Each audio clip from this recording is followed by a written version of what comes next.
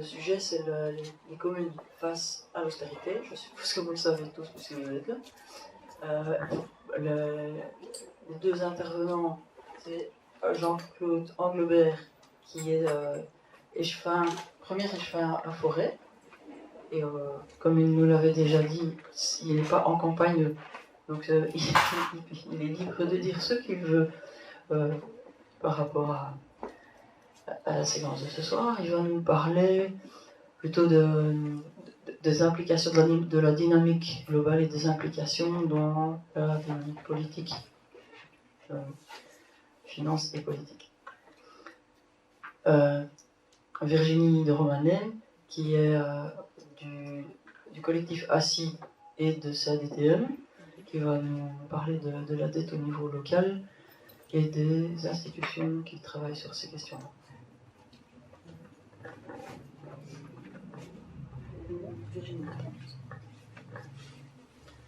Bonsoir à tous et tous.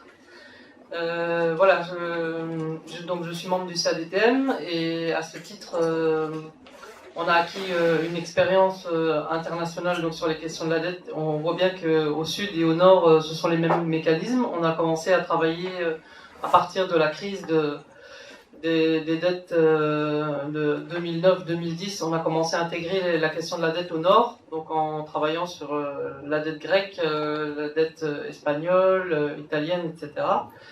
Et on s'est bien rendu compte que ce sont les mêmes mécanismes et que la dette est vraiment un prétexte pour la mise en place de politiques d'austérité très dures.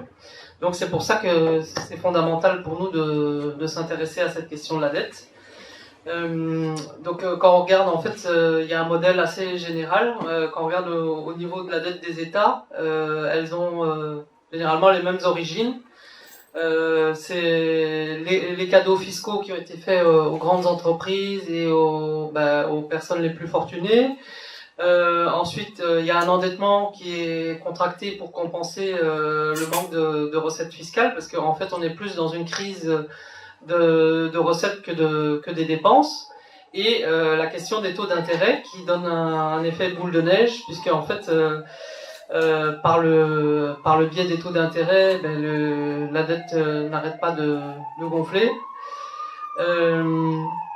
D'ailleurs, il y a un de mes collègues, Olivier Bonfond, qui a fait, je ne l'ai pas apporté ce soir, j'ai oublié de l'apporter, mais un très bon graphique où il montre les différentiels de taux d'intérêt, et que avec le taux auquel la Belgique a contracté, ça représente depuis les années 80, rien qu'en termes d'intérêt, environ 500 milliards d'euros, et que donc en fait il fait diverses simulations en fonction du taux d'intérêt qui est payé. Et si la dette par exemple avait été au taux de la Banque Centrale Européenne tout le temps, son niveau aurait été beaucoup plus bas.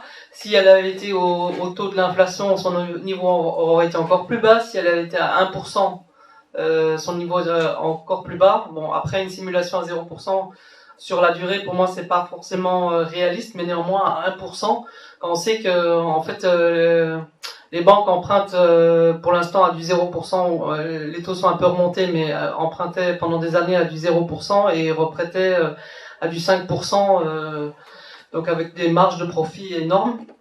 Et puis une troisième raison qui a creusé la dette en Belgique, mais dans d'autres pays également, ce sont les sauvetages bancaires, puisque ça a occasionné une augmentation de l'endettement de 35 milliards d'euros.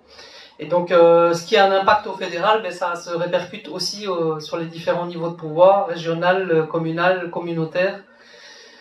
Donc c'est pour ça que c'est vraiment important d'analyser la dette et de démonter ces mécanismes. Donc on voit que la dette est prétexte à des mesures d'austérité très dures. Il y a une tutelle en fait sur de nombreuses communes, que ce soit en région bruxelloise, en Wallonie ou en Flandre.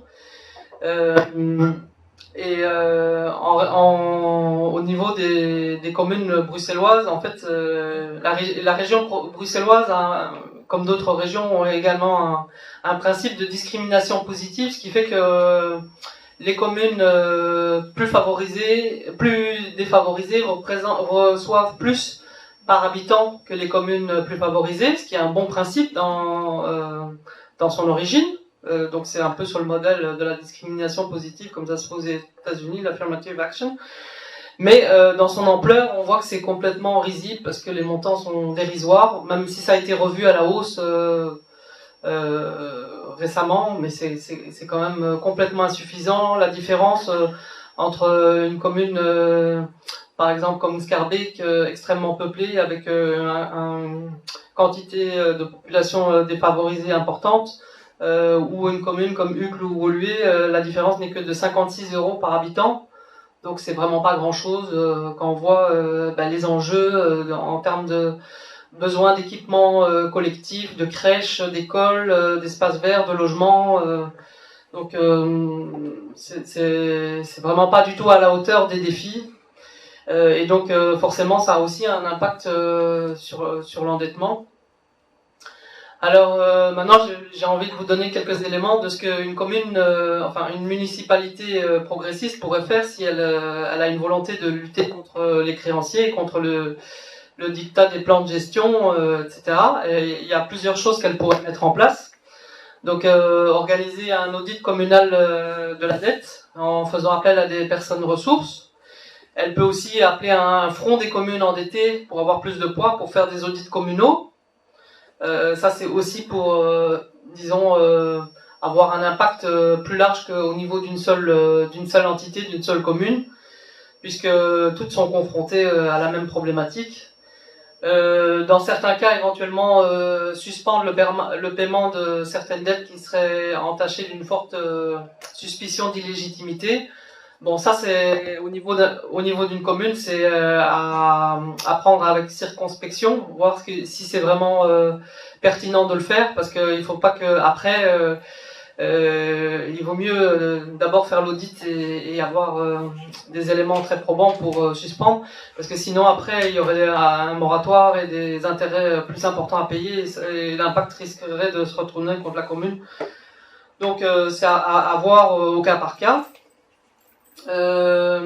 Et aussi, si jamais il y a des excédents budgétaires, parce que la nouvelle municipalité a eu une bonne gestion, c'est les dédier à des politiques sociales et non pas les dédier principalement au remboursement de la dette comme les institutions de tutelle l'exigent, puisque c'est vraiment ça la politique, c'est que le moindre excédent budgétaire doit être consacré au remboursement de la dette. Une autre chose qui est importante et qui a un impact qui n'est pas forcément très connu mais qui est quand même très important, c'est les partenariats publics-privés. En fait, beaucoup de communes soit privatisent des services publics, des services à la population, soit les sous-traitent partiellement dans des partenariats publics-privés qui, sur papier, peuvent paraître intéressants, mais quand on voit à la longue en fait, ça revient beaucoup plus cher à la commune, et puis elle se prive d'instruments de gestion, donc c'est vraiment pas intéressant. Donc ça, c'est ne pas les renouveler. Et s'il y a des partenariats publics-privés qui sont manifestement abusifs, c'est alors les attaquer en justice et les contester. Et aussi appeler les communes à un front des communes pour contester les normes comptables. Vous le savez peut-être, mais au niveau européen ont été adoptés depuis 1995 le système européen des comptes qui empêche en fait les communes, les régions, les collectivités territoriales d'amortir leurs investissements, et qui fait que en fait les investissements doivent être comptabilisés sur base d'une année, mais ça c'est pas possible. Des investissements de taille, ils peuvent pas se réaliser sur une année, ils doivent forcément être amortis. Donc ça a quoi comme conséquence concrète? Ça a comme conséquence directe de favoriser le recours au partenariat public-privé, puisque là c'est ventilé dans le temps. Au niveau bruxellois, mais ça peut être la même chose au niveau de Liège aussi, c'est plaider pour que la dotation renouvelée prenne davantage en compte les besoins et les besoins réels, la croissance démographique, puisqu'on sait que par exemple en région bruxelloise, La croissance démographique, bon, il y a une croissance démographique dans toute la région, mais elle est beaucoup plus élevée dans les communes du croissant pauvre, où il y a une quantité de population défavorisée plus importante. Donc cette dotation, elle devrait être beaucoup plus importante par rapport à ces quartiers, ces communes, et aussi que les communes plus favorisées au niveau de la région bruxelloise construisent davantage de logements sociaux, parce qu'en fait on se rend compte que dans toutes les communes ils visent à attirer plus de résidents de la classe moyenne, et donc ils veulent absolument pas construire de logements sociaux, puisqu'ils se disent que ça ne rapportera rien en termes de recettes fiscales et que ce sera plus de dépenses. Alors il y a un déséquilibre. Déjà, il y a beaucoup trop peu de logements sociaux au niveau de la région, puisque ce n'est que 8%. Et donc il faudrait quand même avoir visé un impact, un objectif au moins de 20%, et que ce soit mieux réparti aussi, parce qu'il y a des communes où il y a quand même pas mal, genre Boisfort 17%, Molenbeek 12%, mais alors il y a des communes où il y en a que 4%, à Woluwe, à Saint-Gilles, donc c'est vraiment pas du tout suffisant, et aussi que ce ne soit pas simplement au niveau des communes, mais également au niveau des quartiers, parce que une commune peut avoir des logements sociaux en suffisance, mais ils sont vraiment regroupés dans certains coins, dans certains quartiers de la commune, et dans d'autres quartiers, il n'y en a pas du tout. Dans les quartiers plus favorisés, il n'y en a pas du tout. Donc ça c'est vrai que ça va pas du tout. Donc une municipalité pourrait décider de s'attaquer à cette question. Alors, les communes, en fait, elles sont, dans le cadre d'un plan de gestion, elles sont sous tutelle de plusieurs instances, enfin d'une instance qui en région wallonne s'appelle le CRAC, le comité régional d'appui, je mets bien entre guillemets, aux communes. Et en région bruxelloise, ça s'appelle le Fonds régional bruxellois de refinancement des trésoreries communales, le FRBRTC. Donc en fait, ce sont des sortes de FMI locaux, donc qui ont le même objectif que le FMI. En fait, c'est de sabrer dans les dépenses sociales, d'abord de faire en sorte que la municipalité rembourse sa dette. Donc ils prêtent de l'argent à la municipalité, mais cet argent c'est destiné au paiement de la dette, et c'est pour prendre le contrôle des leviers économiques, et de faire en sorte que la commune n'ait plus la moindre autonomie en marge par rapport à sa politique budgétaire. Donc en fait la trajectoire budgétaire est contrôlée, il y a des efforts à réaliser qui sont déjà mis en avant, et que voilà, la commune après n'a plus de marge de manœuvre sauf à désobéir, et c'est ce qu'elle devrait faire. Et ces dépenses sont plafonnées, et ce sont bien sûr toujours les mêmes dépenses qui sont plafonnées, ce sont les dépenses sociales. Au niveau, quand on regarde au niveau du FMI, pour un même impact budgétaire, il y a certaines dépenses qui sont préconisées par le FMI, ce sont de couper dans les dépenses sociales. Par contre, augmenter les impôts sur les multinationales, augmenter les impôts sur les plus riches, etc. Ça, le FMI déconseille complètement, et même s'oppose complètement à ce genre de politique, alors que ça peut rapporter des recettes fiscales. Mais ça, le FMI est totalement contre, quoi. Mais par contre, s'il s'agit de couper dans les dépenses de santé, d'éducation, de logement, de transport, etc., ça, c'est ce qui est dans le champ de mire du FMI.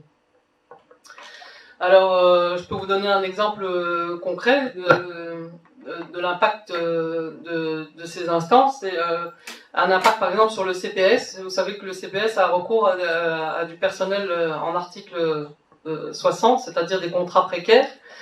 Donc le CRAC en région wallonne s'opposait à la titularisation des personnels en article 60 avec des contrats de qualité, des contrats des CDI, parce que voilà, estime que c'est la priorité, c'est le remboursement de la dette, et que comme il y a un budget consolidé, le CPS doit participer à l'effort et ne pas engager des dépenses que le CRAC juge inappropriées. Donc c'est pour ça qu'il faut vraiment qu'une municipalité qui a la volonté, elle ne peut réussir à changer le cours des choses que si elle désobéit donc non seulement aux créanciers mais aussi aux instances de tutelle. Donc ça a déjà été fait à certains endroits. Donc je peux vous donner l'exemple de Madrid où ça s'est plus ou moins bien passé entre 2015 et la fin de l'année 2017. En 2015, suite au mouvement des indignés, il y a une nouvelle municipalité de gauche qui a été élue, la municipalité du changement. Ils ont mis en place un audit de la dette. Ils ont décidé ils ont mené une bonne gestion. Ils ont dégagé un excédent budgétaire qu'ils ont refusé de consacrer au remboursement de la dette, mais qu'ils ont utilisé justement pour augmenter les dépenses sociales. Ça s'est bien passé. Ça a eu un impact tout à fait positif. L'effort d'investissement a augmenté de 102% et dont 74% pour les dépenses sociales, donc c'est pas négligeable. Mais malheureusement l'année dernière, fin d'année, la maire Manuela Carmena a fini par céder au ministre des Finances et elle a congédié son échevin des finances qui était le fer de lance de cette politique de désobéissance. Donc en fait, voilà, il y a moyen de faire des choses, mais il faut être conséquent, quoi. Il faut avoir une bonne stratégie, il faut se dire qu'on va pas plier, mais de toute façon, il vaut mieux faire des choses, même s'il y a des attaques et même si s'il y a finalement des reculs, il faut quand même de toute façon avoir une politique, faire des choses, et ce sera de toute façon toujours des avancées qui peuvent être importantes. Si on voit encore au niveau de Madrid, au niveau de l'Espagne, avec les municipalités du changement, elles ont réduit considérablement la dette de l'État, parce que elles ont mené des politiques sociales, et donc ça montre qu'il y a une possibilité, quoi, quand il y a une volonté politique, et tout en étant on peut dire quelque part entre guillemets irréprochable du point de vue strictement financier, quoi. On peut pas leur reprocher d'avoir dépensé l'argent à tort et à travers. Au contraire, ils ont arrêté des grands projets inutiles, etc. Et donc ça c'est très important. Je voulais aussi dire un mot sans m'étaler parce que j'ai pas trop le temps. Je sais pas combien il me reste. 4 minutes. Sur l'exemple de Liverpool dans les années 80. Donc en 79, Thatcher a été élue au gouvernement du Royaume-Uni. Elle a directement mené des attaques très dures en imposant des mesures d'austérité. Il y a eu un front des communes qui s'est mis en place, des municipalités qui s'est mis en place pour désobéir. Et la ville de Liverpool, qui est la 4e ville du Royaume-Uni, est celle qui est allée le plus loin. Qui a mené une grande bataille et qui a quand même obtenu des succès pendant 4 ans, dont la construction de 5000 logements sociaux, ce qui était pas négligeable, puisque ça a représenté plus que toutes les autres villes et petites villes du Royaume-Uni pendant la même période. Bon, évidemment, il y a eu des attaques sous Thatcher et tout ça, mais comme il y avait la grève des mineurs en même temps, Thatcher, c'était difficile pour elle d'attaquer sur tous les fronts. Donc, ils ont pu tirer parti un peu de la situation. Donc voilà, il faut essayer d'avoir une bonne stratégie, de faire les choses à bon escient, et de mettre en place, de montrer qu'il y a des exemples positifs qui peuvent être mis en avant, et qu'il y a moyen de désobéir, et que si on est cohérent, il y a moyen d'aller de l'avant et d'avoir un soutien politique et un soutien populaire. Nous, au CADTM, ça fait des années qu'on soutient les audits, et en Équateur, je dirais que c'est un peu notre meilleur succès. On a eu le gouvernement de Rafael Correa qui a décidé de mettre en place un audit en 2007-2008. Grâce à ça, donc il a déclaré une suspension de paiement en octobre 2008. Du coup, qu'est-ce qui s'est passé? Les titres de la dette se sont effondrés sur le marché secondaire. Et l'Équateur, avec l'aide de la banque Lazare de Paris, a été racheté les titres pour 900 millions, des titres qui avaient une valeur faciale de 3 milliards 200 millions. Donc il a fait une économie entre le capital et les intérêts de 7 milliards de dollars, ce qui pour un pays comme l'Équateur n'est pas négligeable. D'ailleurs, quand on voit, si on compare aujourd'hui la situation du Venezuela qui se trouve dans une situation absolument catastrophique suite à la baisse du cours du pétrole et qui a refusé de faire un audit, et l'Équateur qui dépend aussi du pétrole, même si c'est dans une moindre mesure que le Venezuela, l'Équateur ne se trouve absolument pas dans la même situation catastrophique que le Venezuela aujourd'hui. Et on voit que d'où on voit que l'impact de la dette et que l'argent dégagé qui peut servir à mener des politiques sociales peut avoir un impact même sur des crises futures, quoi. Nous, on aurait bien souhaité que l'Équateur aille beaucoup plus loin, qu'il conteste la dette par rapport à la Banque mondiale, etc. Ce que le gouvernement de Rafael Correa n'a finalement pas voulu faire. Mais l'impact n'est quand même pas négligeable et donc même avec un impact réduit, il y a quand même moyen d'aller de l'avant, quoi. Merci beaucoup. Je pense, mais c'est tout à fait en marge, que le fiasco au Venezuela n'est pas dû que à non-audit. Je pense qu'il y a des éléments externes aussi qui sont majeurs dans ce fiasco-là. Bon, je vais passer la parole à M. Lebert, Jean-Claude, sur les effets cascades et les niveaux de pouvoir. Oui, bonsoir. D'abord, si vous m'avez vu prendre mon journal dans mon sac, c'était absolument pas par manque d'intérêt pour l'exposé de Virginie. Au contraire, c'était plutôt pour rebondir dessus, pour vous signaler un excellent article qui est paru dans le Monde diplomatique d'octobre et dont le titre est « Face au marché, le scénario d'un bras de fer » et donc qui décrit de manière assez précise, en 2 pages de journal évidemment, comment un État de l'Union européenne, les membres de la zone euro en particulier, pourrait prendre les marchés financiers à revers. Voilà, je vous encourage à le lire. Moi je suis échevin forêt. Je ne me représente pas aux élections.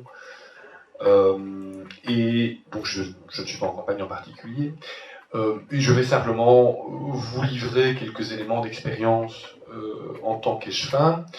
Je n'ai pas été échevin des finances. Le secteur financier est le domaine dans lequel j'ai le plus travaillé depuis que j'ai terminé mes études, et donc ça veut dire qu'au quotidien du fonctionnement communal, j'ai été régulièrement la belle-mère de l'échevin des finances, et j'ai pu intercepter au vol quelques petits effets, réaliser quelques petites actions.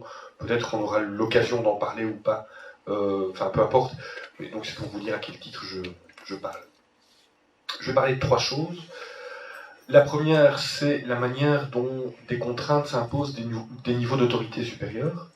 La deuxième, c'est la question de la contractualisation des moyens qui sont dévolus aux communes. Je vais un petit peu développer évidemment. Et si j'ai le temps, je parlerai un tout petit peu des aspects relatifs au personnel communal et CPS. Donc, on est dans un contexte où une commune est sous la tutelle d'une région qui fait partie d'un État fédéral qui fait partie de l'Union européenne. Et donc il y a une hiérarchie des normes. Si on commence par l'Union européenne, par exemple, l'Union européenne, qu'est-ce que c'est ? C'est 2 choses qui sont l'ADN de l'Union européenne. C'est un marché unique et c'est la concurrence libre et non faussée. Alors on sait que d'un point de vue théorique, ça a un tas d'effets absolument désastreux. D'un point de vue pratique, ça en a également.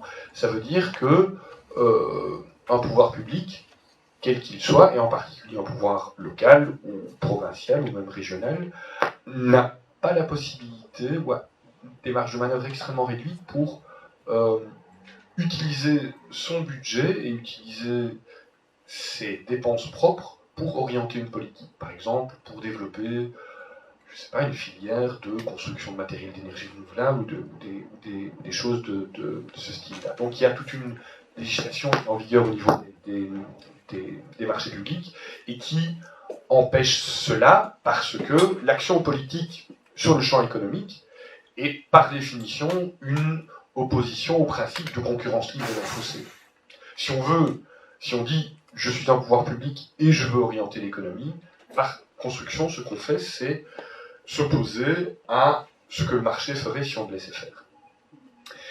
La deuxième chose, le deuxième domaine où l'Union européenne intervient, Virginie en a un peu parlé, c'est la question de la consolidation des dettes. Qu'est-ce que ça veut dire? Ça veut dire que l'Union européenne inspecte d'extrêmement près les budgets et les dettes des États membres. Ça a été gravé dans le marbre par ce qu'on appelait le TSCG il y a 5 ans, qui est une trahison qu'emporteront dans leur tombe toute une série de gens.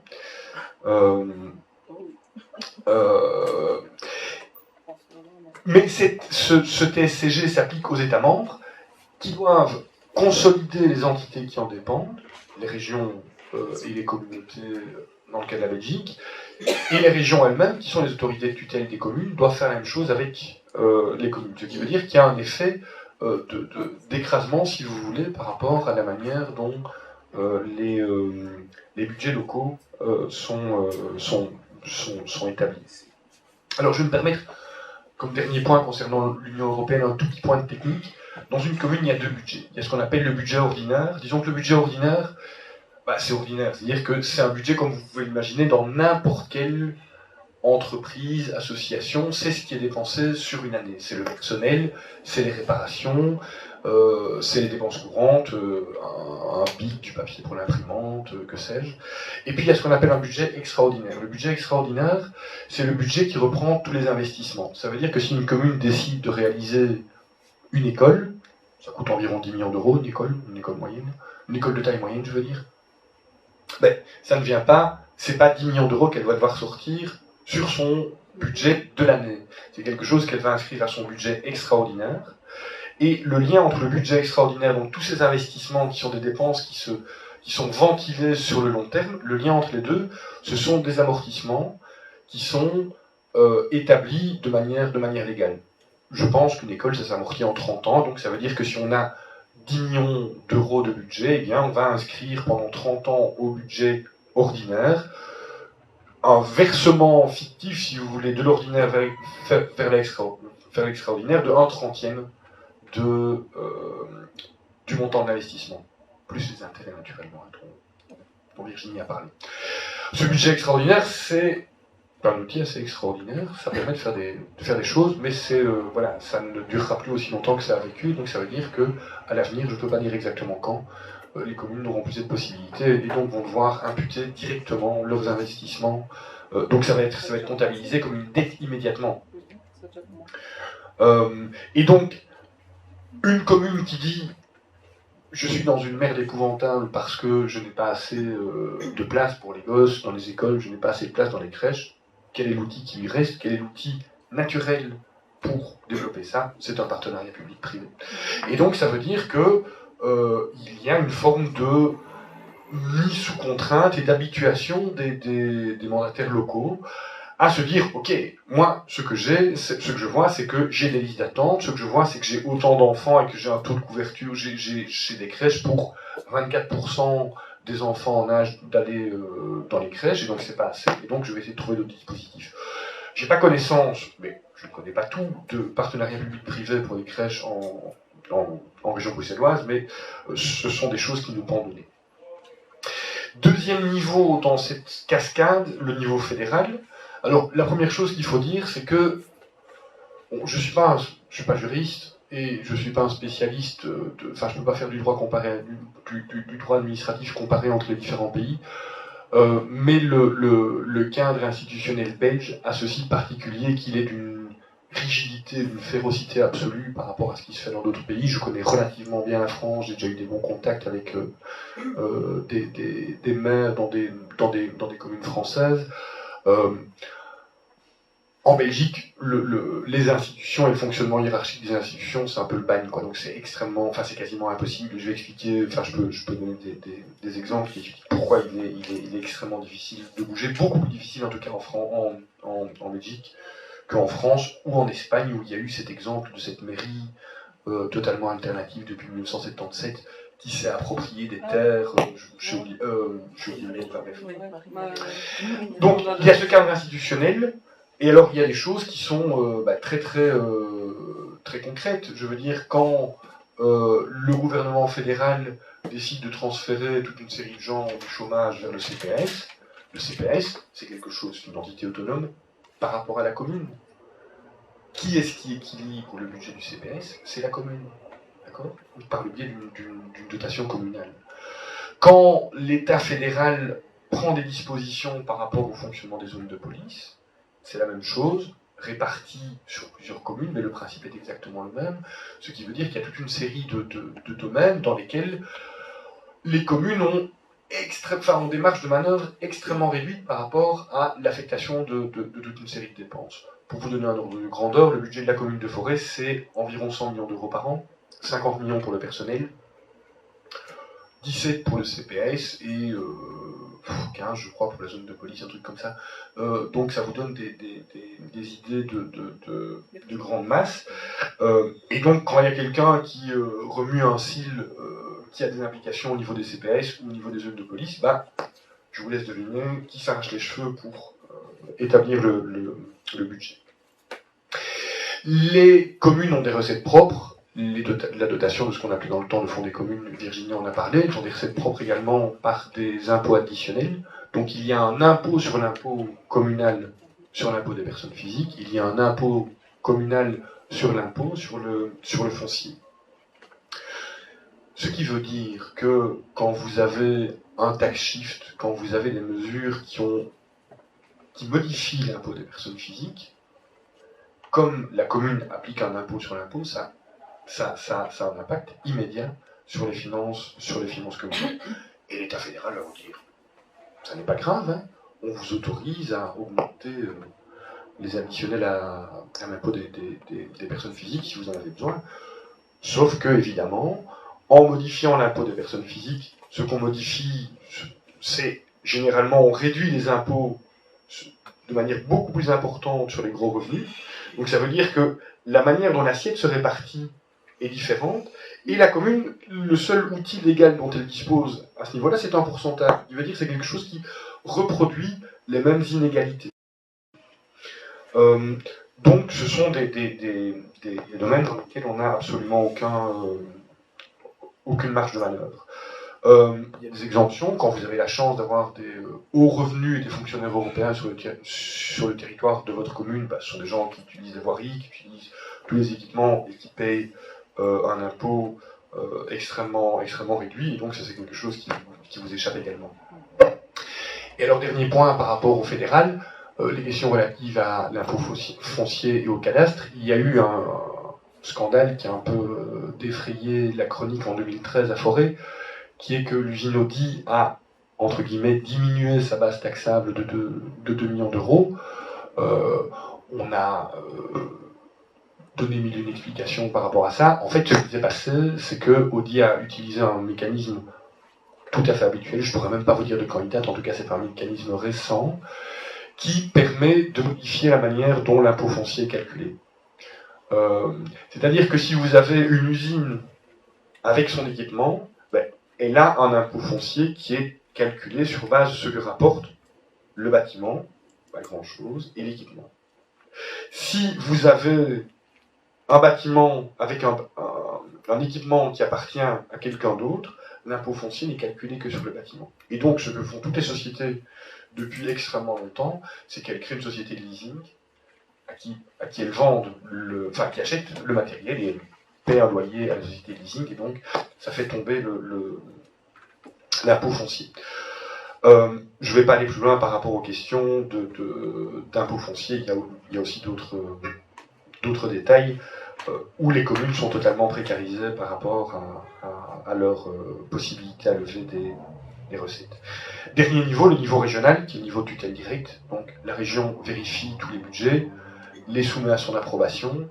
Ça donne lieu généralement, sauf pour les communes qui sont riches, en tout cas c'est pas le cas de Forêt, à des discussions relativement âpres.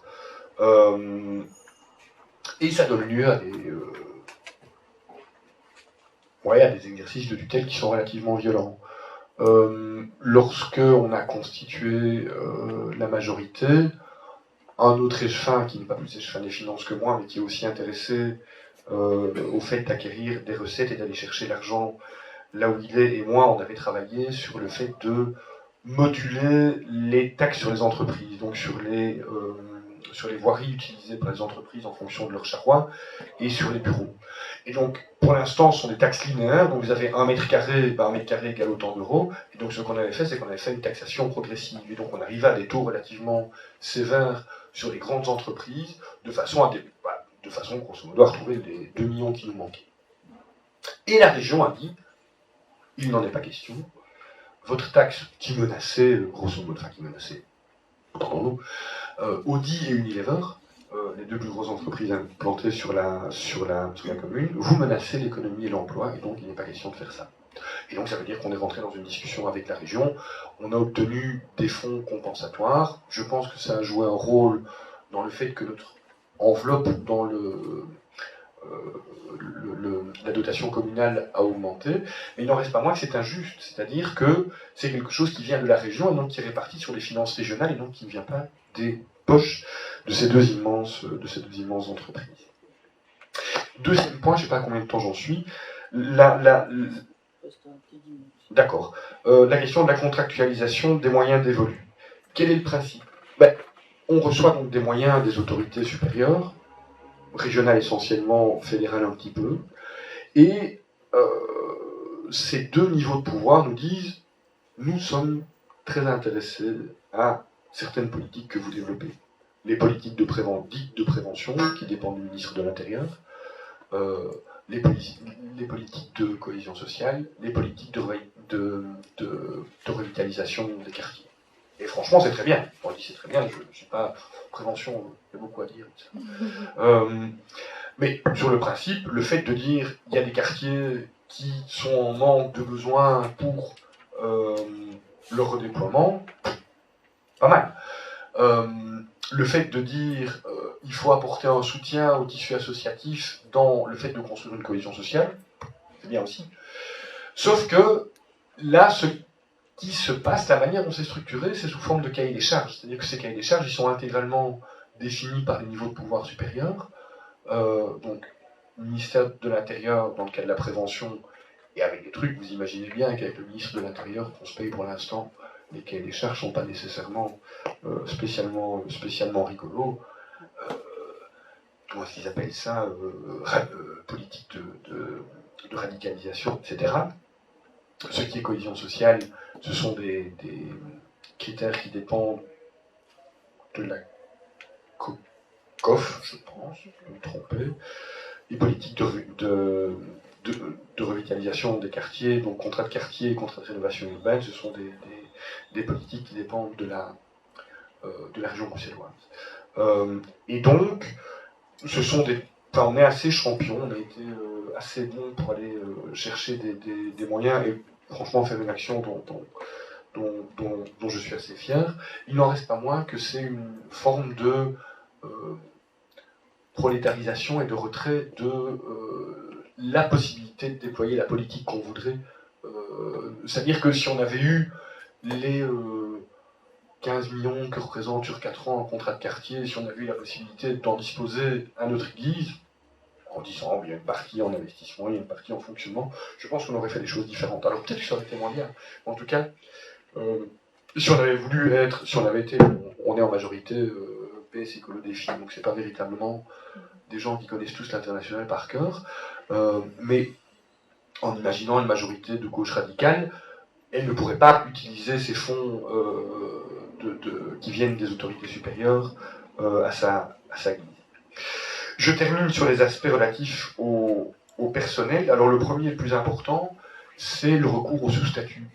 Donc les sous-statuts, ce sont les articles 60 évidemment, ce sont différents dispositifs d'exemption de cotisations sociales, qui ont évidemment un effet dramatique, en tout cas très important globalement sur les finances de la sécurité sociale, et qui crée une sorte de lasagne, si vous voulez, de la précarité, c'est-à-dire qu'il y a une concurrence entre les salariés, et donc entre un salarié, il y a des appels pour certains postes qui sont ouverts qu'à des gens qui ont des points ACS, qui ont... Voilà, ouais, c'est super chouette, quoi. Donc, mais ça, c'est quand même vachement enthousiasmant comme futur. On a des moyens pour engager quelqu'un, mais ça ne peut être quelqu'un qui est déjà suffisamment dans la merde pour qu'on lui file un boulot. Donc ça crée des concurrences entre candidats salariés que vous pouvez imaginer. Et à nouveau, ces logiques sont totalement intégrées dans les raisonnements, c'est-à-dire que on se dit, on a besoin de gens, comment est-ce qu'on va faire? On va aller chercher des moyens à tel endroit, on va aller chercher des moyens au niveau d'activisme qui va nous donner accès à telle et telle aide. Et, entre guillemets, on n'a pas le choix. Je ne veux pas m'exonérer de mes responsabilités. Ce que je veux dire, c'est que c'est quelque chose qui est commun dans la manière dont une commune fonctionne. Et la dernière chose relative au personnel qui est peut-être assez décalée, c'est ce que j'appellerais la perte de savoir-faire. C'est-à-dire que entre le cas du partenariat public-privé dont Virginie a parlé et le cas de ce qui est réalisé par un pouvoir public, il y a toute une gamme de possibilités. Et donc on est dans une situation où de plus en plus de chantiers sont confiés au privé pour des rénovations, pour des travaux. Donc je trouve ça assez logique que une commune ne se dote pas d'un département qui est prêt à gérer un chantier de 25 millions d'euros comme celui de la rénovation de l'hôtel communal, avec des trucs super spécifiques, des questions qui doivent rentrer dans les clous de la commission royale des monuments et sites. Ça demande des niveaux d'expertise dont on n'a pas besoin de manière récurrente, mais entre le fait de dire ok, on fait un marché public pour traiter ça, et le fait de systématiquement, d'avoir pour premier réflexe de systématiquement passer par le privé, il y a une marge. Ce qu'il y a, c'est que à partir du moment où on met le doigt là-dedans, il y a une perte de savoir-faire. Et donc à partir du moment où il y a perte de savoir-faire, c'est un système qui s'auto-alimente, non pas sous un mode de dette, mais sous un mode de fonctionnement ou de non-fonctionnement ou de délabrement du service public. Un exemple qui n'est pas communal, qui a trait aux logements sociaux, qui est une compétence dont le fonctionnement est défini par la région, qui est une compétence dont la mise en œuvre est assurée par la Société du logement de la région bruxelloise, et donc il y a une autorité de tutelle par rapport à toutes les sociétés de logements sociaux. Quand on voit les résultats, quel que soit le ministre, je veux dire, c'est pas du tout de la politique politicienne, que ce soit socialiste, écolo ou CDH, le résultat est le même, ça ne marche pas. Et la SNRB, je la connais bien, et je ne faisais pas une attaque sur les individus de la SNRB, je pense que ça n'est pas fait pour que ça marche. Et donc qu'est-ce qu'ils viennent de commencer à faire maintenant? Plutôt que de lancer des chantiers de construction, ils commencent à racheter des projets immobiliers. Ça veut dire que vous avez un promoteur qui vient développer un projet privé sur un terrain privé, qui demande un permis d'urbanisme, qui obtient son permis d'urbanisme, et puis qui va commencer sa construction à partir du moment où il aura vendu sur plan au minimum 30% de son projet. Eh bien la SLRB se met sur les rangs pour acheter tout partie de ces projets. Ce qui est en termes d'efficacité redoutable, évidemment, puisque ça veut dire que là où vous avez des chantiers qui durent des années, on a un chantier pour lequel qui a été signé entre la commune, le foyer forestois et la région en 2008, et qui va être réceptionné quelque part l'année prochaine. Les travaux ont commencé il y a 1 an, donc c'est pour vous dire le genre de merdier dans lequel on est. Et là, c'est beaucoup plus simple. Maintenant, ils disent, ok, on regarde, il y a 4 projets immobiliers sur Forêt, on est en train de négocier, et donc il y a un premier projet qui va tomber maintenant, qui va permettre de fournir plusieurs dizaines de logements. Donc, du point de vue efficacité en termes de logement, voilà. Du point de vue de où va l'argent de l'investissement, de la dépense publique, c'est plus trouble, évidemment, puisqu'il n'y a pas que la construction qui est réalisée par du privé, il y a aussi un promoteur qui s'est mis entre les deux, qui monnaie le fait qu'il a obtenu le permis d'urbanisme, etc. Et surtout, ça veut dire qu'on n'entretient pas le savoir-faire du service public. Et ça, c'est quelque chose qui est absolument dramatique, c'est quelque chose dont on ne parle jamais. Il faut bien que vous sachiez un truc, c'est que chaque fois que vous avez un mandataire politique qui vient vous dire j'ai fait ceci, oui, peut-être qu'il a impulsé, peut-être qu'il est génial, peut-être qu'il a fait un tas de choses, mais c'est toujours réalisé par le service public, et donc c'est une action politique extrêmement importante de construire le fonctionnement du service public. Fin de la parenthèse, c'était pas tout à fait libre. Donc je parlais de perte de savoir-faire en prenant l'exemple de tout ce qui est relatif à la technique, et il y a une perte de savoir-faire également par rapport aux questions financières, où, grosso modo, si on veut avoir l'information et si on veut, si on veut réaliser un travail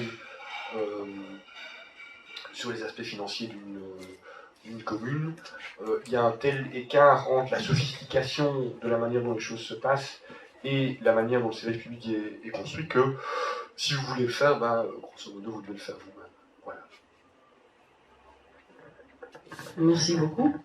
Je vais donner une illustration qui fait un peu le lien entre ce qui a été dit. J'avais prévu de vous parler de quelques exemples de basculement de décisions sur les finances locales. J'ai prévu de parler du chômage, des restrictions des droits des allocataires,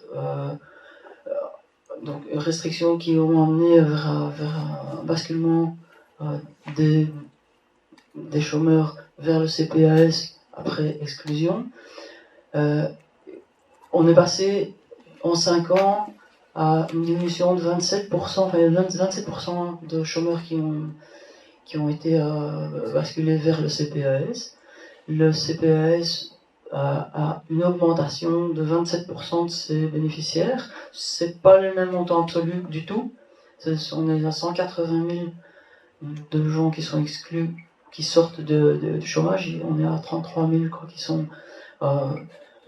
qui augmentent le nombre de bénéficiaires CPAS. Au niveau finance locale, c'est-à-dire qu'on part du fédéral et on arrive au local. C'est les finances communales qui assurent la différence. Il y a une nouvelle mesure qui est en train de passer concernant la dégressivité, qui risque de passer concernant la dégressivité, et ça va faire un nouveau basculement des budgets ONEM vers le budget des CPAS. C'est un des exemples. Un autre exemple, c'était les pensions pour inaptitude physique par rapport au personnel statutaire. On a de nouveau un petit jeu vicieux qui va faire passer le financement des pensions des personnes en inaptitude physique sur les budgets communaux. Ça fait une augmentation de 3,6 à 4% de masse salariale en plus pour les communes. C'est énorme. Et alors le troisième exemple que je voulais citer, c'était la cohésion sociale, parce que je suis tombé sur un article qui annonce pour 2019 la réduction de 10% des financements européens aux entités locales pour la matière cohésion sociale, cohésion en général. Et c'est cet exemple-là qui pour moi fait une jonction entre ce que vous avez dit tous les deux. C'est l'Europe qui décide de la réduction des 10%, donc c'est l'Europe qui place le cadre. C'est l'entité régionale qui définit la politique selon les injonctions européennes. Donc on se retrouve avec une autorité locale qui va finalement décider la restriction et l'orientation du milieu associatif. Donc c'est vraiment une cascade caractérisée, je trouve, sur cette matière-là. On sait que d'ici 2019, une décision européenne impose une réduction de 10% du financement cohésion qui va être répercutée sur les projets communaux et sur les projets associatifs, en plus du découpage et des contraintes qui sont déjà, moi j'appelle ça un quadrillage. On a les décisions des pouvoirs fédéraux puis régionaux qui imposent des axes à cohésion sociale, alias cohésion intégration, et puis 4 ans après, on change les axes et on redécoupe. Et donc on a une série d'assos qui tombent, et puis encore 4 ans plus tard, on redéfinit, et puis on a un truc complètement morcelé qui tient pas la route. Même au niveau de ceux qui doivent appliquer, travailler à la cohésion, eux-mêmes ne peuvent plus avoir de cohésion. Je m'arrête là parce que c'est pas moi l'intervenant, mais voilà, je vous propose de réagir aux différents arguments qui ont été présentés ce soir. Excusez-moi. Je ne sais pas s'il y en a qui veulent poser des questions ou si les intervenants eux-mêmes ont envie de rajouter un élément.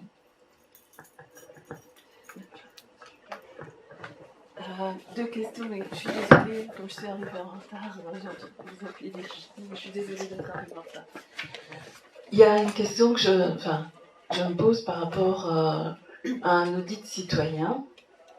Est-ce que l'audit citoyen approche la Cour des comptes, organisme qui peut être un soutien, qui devrait même être sollicité, je pense, par les parlementaires pour questionner cette manière de gérer la dette si inhumaine, enfin, avec des conséquences si dommageables pour certains des êtres humains de notre société.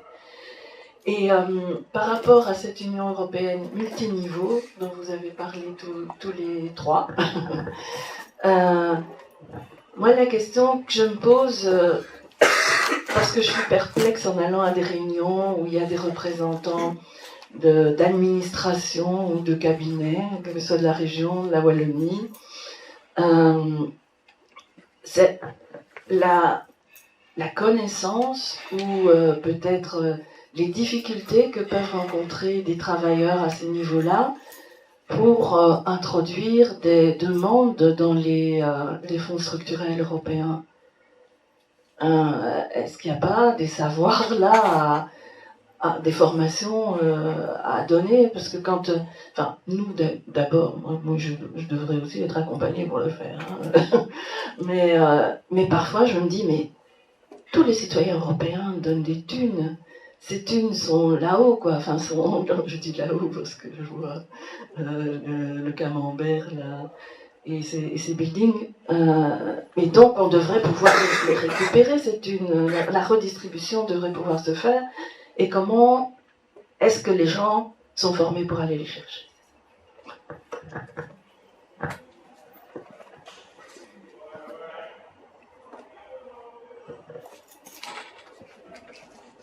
Je veux bien commencer par répondre à la première question. Donc sur la Cour des comptes, en fait, une municipalité, une région, un État qui décide de mettre en place un audit qui ne serait donc plus vraiment citoyen, mais un audit public, peut définir le périmètre qui lui convient, et donc pourrait effectivement intégrer la question de la Cour des comptes, et de faire en sorte que la Cour des comptes l'interpeller et faire en sorte qu'elle soit un allié. Il faut savoir que donc j'ai parlé de l'Équateur, hein, tout à l'heure, ça a quand même été pour nous au CADTM le plus grand succès qu'on ait eu. Mais le gouvernement coréen, donc qui avait le pouvoir, a dû s'attaquer aux fonctionnaires qui étaient en place, qui voulaient bloquer l'audit. Hein. Et donc les fonctionnaires voulaient pas communiquer les documents, ou voulaient pas aller aussi loin. Et pourtant, le gouvernement équatorien n'a pas été très très loin. Hein. Il n'a pas été super ambitieux. Il a seulement racheté sur le marché secondaire subrepticement, en catimini, avec la Banque Lazare de Paris, les titres sur le marché secondaire avec la décote suite à l'annonce de la suspension de paiement et de l'audit. C'était pas du tout une attaque frontale contre les créanciers. Donc voilà, il a voulu se préserver, il a agi de manière détournée, mais ça a quand même donné un impact. Mais un gouvernement pourrait décider d'aller plus frontalement s'il mobilise sa population, parce que ça c'est un élément clé dont j'ai pas encore parlé. Mais Tsipras en Grèce, s'il avait mobilisé la population grecque, s'il avait appelé vraiment au soutien de la population européenne, des mouvements sociaux européens, il aurait pu changer le rapport de force, tout en n'étant pas naïf, parce que lui, à partir de 2012, sa politique, c'était penser qu'il pouvait convaincre les créanciers sur le mode de ce qui s'était passé avec l'Allemagne après la Seconde Guerre mondiale, qui avait eu une réduction énorme de sa dette par rapport à ce qui avait été décidé à l'accord de Londres en février 1953. Donc l'Allemagne avait eu la possibilité de ne consacrer que 5% de ses recettes d'exportation au remboursement de sa dette. Il y avait eu des allègements considérables et un échelonnement dans le temps. Mais le contexte de la Grèce n'avait rien à voir avec celui de l'Allemagne en 1953. En 1953, il y avait l'Union soviétique qui faisait contrepoids, même si on n'a pas besoin pour autant d'apprécier l'Union soviétique, mais c'était une réalité. Les États-Unis avaient tout intérêt que l'Allemagne se relève pour de l'avoir comme partenaire commercial. La Grèce pèse de 2% dans le PIB européen et la Grèce, attaquée comme elle l'était, n'était absolument pas en position de force pour un. Donc, si on adopte une politique naïve, on est sûr d'aller droit dans le mur, quoi. Et que voilà, si Tsipras avait avait suivi ce qu'on préconisait nous au CDTM et ce que d'autres lui recommandaient, d'appliquer directement une suspension de paiement, un moratoire, et de mener un audit. Donc il y a bien eu un audit qui a été mis en place, mais ça a été à contre-cœur. C'était pas Alexis Tsipras qui voulait le mettre en place, c'était Zoé Constantopoulou, la présidente du Parlement, qui l'a mis en place. Et Tsipras, il voulait tirer le saboter en fait, et il a appelé au référendum parce qu'il a vu qu'il était assez discrédité, mais il espérait que les gens disent oui au vote du mémorandum. Ils ont dit non, et il a quand même il a refusé ce que la population grecque avait dit à 61%. Il a décidé de capituler, quoi, pour être toujours en poste. Et d'ailleurs, il est toujours là, et maintenant il mène des politiques qui sont complètement conformes à ce que voulait la Troïka et les intérêts des créanciers. Et c'est même pire que ce qui était avant, parce que bon, c'était pour dire, voilà, un gouvernement de gauche finalement ne peut rien, et c'est un peu un renforcement de la doctrine néolibérale de Thatcher, là, there is no alternative. Hein.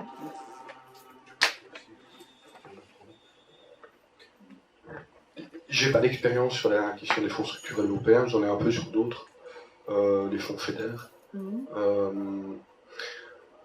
C'est un métier, voilà, et donc c'est une compétence qui se construit pas comme ça. Je ne suis pas au courant du fait qu'il existe des formations, mais en revanche, il existe des gens qui ont de l'expérience dans ce domaine-là, des fonctionnaires. Hein. Donc je parlais du fait de construire un service public qui fonctionne bien, bah c'est là que ça joue beaucoup. Il faut une impulsion du politique pour ce genre d'efforts, ça c'est clair. Il faut une mobilisation, ça c'est clair. Il faut expliquer où on va, ça c'est clair. Mais il faut des gens qui tiennent la plume à un moment et qui réalisent, quoi, et qui font vraiment le job. Après, quand bien même ça existerait, donc imaginons qu'il existe une université des fonds structurels européens qui permettent aux gens de fournir des bons dossiers, ça ne va pas augmenter l'enveloppe totale. Donc ce que ça veut dire, c'est qu'il y aura moins d'inégalités entre les différentes entités qui ont accès aux fonds structurels européens, mais ça ne va pas augmenter ça va répartir différemment la couverture, mais la couverture sera toujours de la même taille. L'impression que j'ai, c'est qu'on ne va pas la chercher. C'est qu'il y a des fonds qui restent... Ah, c'est possible, oui. Donc ça, j'aimerais avoir ce genre d'informations. Si les gens ne se sont pas armés pour construire un dossier de demande, qui se fait souvent en anglais, je veux dire, cet argent peut très bien servir à tout ce beau monde de l'Union européenne. Et on ne sait pas... je n'ai jamais vu un endroit où on restitue, où on dit dans tel fonds, parce que maintenant il va y avoir le FSE+, qui va être créé suite au pilier européen des droits sociaux, donc ce qui devrait aller à Marianne Thyssen, va rentrer dans le Fonds social européen plus. Mais à la fin d'une législature, est-ce qu'on dit il reste autant, on a utilisé autant, et ça je trouve que c'est des comptes à rendre, quoi, à l'ensemble de la population européenne. À l'ensemble de la population européenne, oui. Je pense qu'il y a d'autres comptes à rendre, et il y a d'autres comptes à rendre qui ont des aspects financiers également, et qui ont des aspects sur les communes, qui ont des impacts sur les communes, qui ne sont pas nécessairement financiers, mais qui sont des impacts environnementaux, et qui ont des impacts écologiques et sociaux sur l'ensemble de la population. Et j'ai un exemple en tête dont personne ne parle et qui mobilise des ressources absolument colossales, qui est le plan de mise en œuvre de la technologie 5G. Alors on me dit parfois c'est quoi la 5G? Ce que vous avez dans votre téléphone, dans votre smartphone, c'est la 4G. Si vous avez un vieux téléphone qui n'est pas un smartphone, c'est un 2G, et puis ceux antérieurs, c'est les 3G. Et 5G, c'est quoi? 5G, c'est une nouvelle norme qui permet un accès encore plus rapide, avec des volumes encore plus importants, etc. etc. Donc c'est un truc dont on ne peut pas douter que ce sera formidable, mais c'est un truc dont on se passe tout à fait maintenant, et on peut difficilement imaginer que ce soit la 5G qui résolve tous les problèmes auxquels on fait face maintenant. Donc l'Union européenne investit, enfin non, elle n'investit pas, c'est très important les termes, elle dépense des sommes absolument colossales avec les opérateurs télécoms dans le cadre d'un plan de mise en œuvre de la 5G qui s'écoule, je crois, jusqu'en 2020 ou 2021, je ne sais plus. Et ça se fait dans l'opacité. Enfin, ça se fait dans l'opacité, non, c'est pas opaque, je veux dire, il y a moyen de trouver l'info, mais ce sont des trucs dont on parle absolument jamais. Alors après, on va dire, ouais, ok, c'est cool, on aura accès à de nouvelles technologies. Oui, sauf que, d'abord, l'impact sur les communes, ça veut dire qu'il y a des moments où il va falloir aller chipoter aux antennes existantes, et il va falloir aller chipoter à la norme bruxelloise sur les émissions électromagnétiques, qui est la norme la plus sévère du monde, qui a dû être tordue au moment où la 4G est arrivée, parce que c'est cumulatif ces trucs-là, c'est-à-dire que on doit garder tous les systèmes en parallèle, puisqu'il y a des gens qui continuent à garder les vieux systèmes, donc il faut de plus en plus d'antennes. Mais s'il faut de plus en plus d'antennes, il y a un moment où la pression est très forte pour dire, bon ok, votre norme, elle est super, ça évite qu'il y ait des gens qui aient des cancers, qui soient des gens électrosensibles qui soient impactés. Ne nous embêtez pas avec ça, et donc on va installer à 4G en plus quand même. Et donc ça, ce sont des trucs où les communes sont totalement prolétarisées, c'est-à-dire qu'elles ont une demande de permis. Si ça respecte les normes définies par l'autorité supérieure, on n'a absolument rien à dire, on a juste, c'est un rôle purement administratif. Et ça aura un rôle à ce moment-là qui n'est absolument pas communal, pas directement communal, c'est un rôle social, c'est-à-dire que c'est une obsolescence programmée dont on ne parle jamais, c'est-à-dire que l'obsolescence programmée existe. Je crois que ce serait fou d'en douter. Je pense que voir l'obsolescence programmée au terme du matériel qui se casse, je pense que la voir partout, je crois que c'est exagéré. Mais par contre, le fait de rendre obsolète une technologie simplement parce qu'on en met une autre, et simplement parce qu'il y a une pression sociale pour acquérir les nouveaux appareils, ça oui. Et ces appareils, ils coûtent une blinde.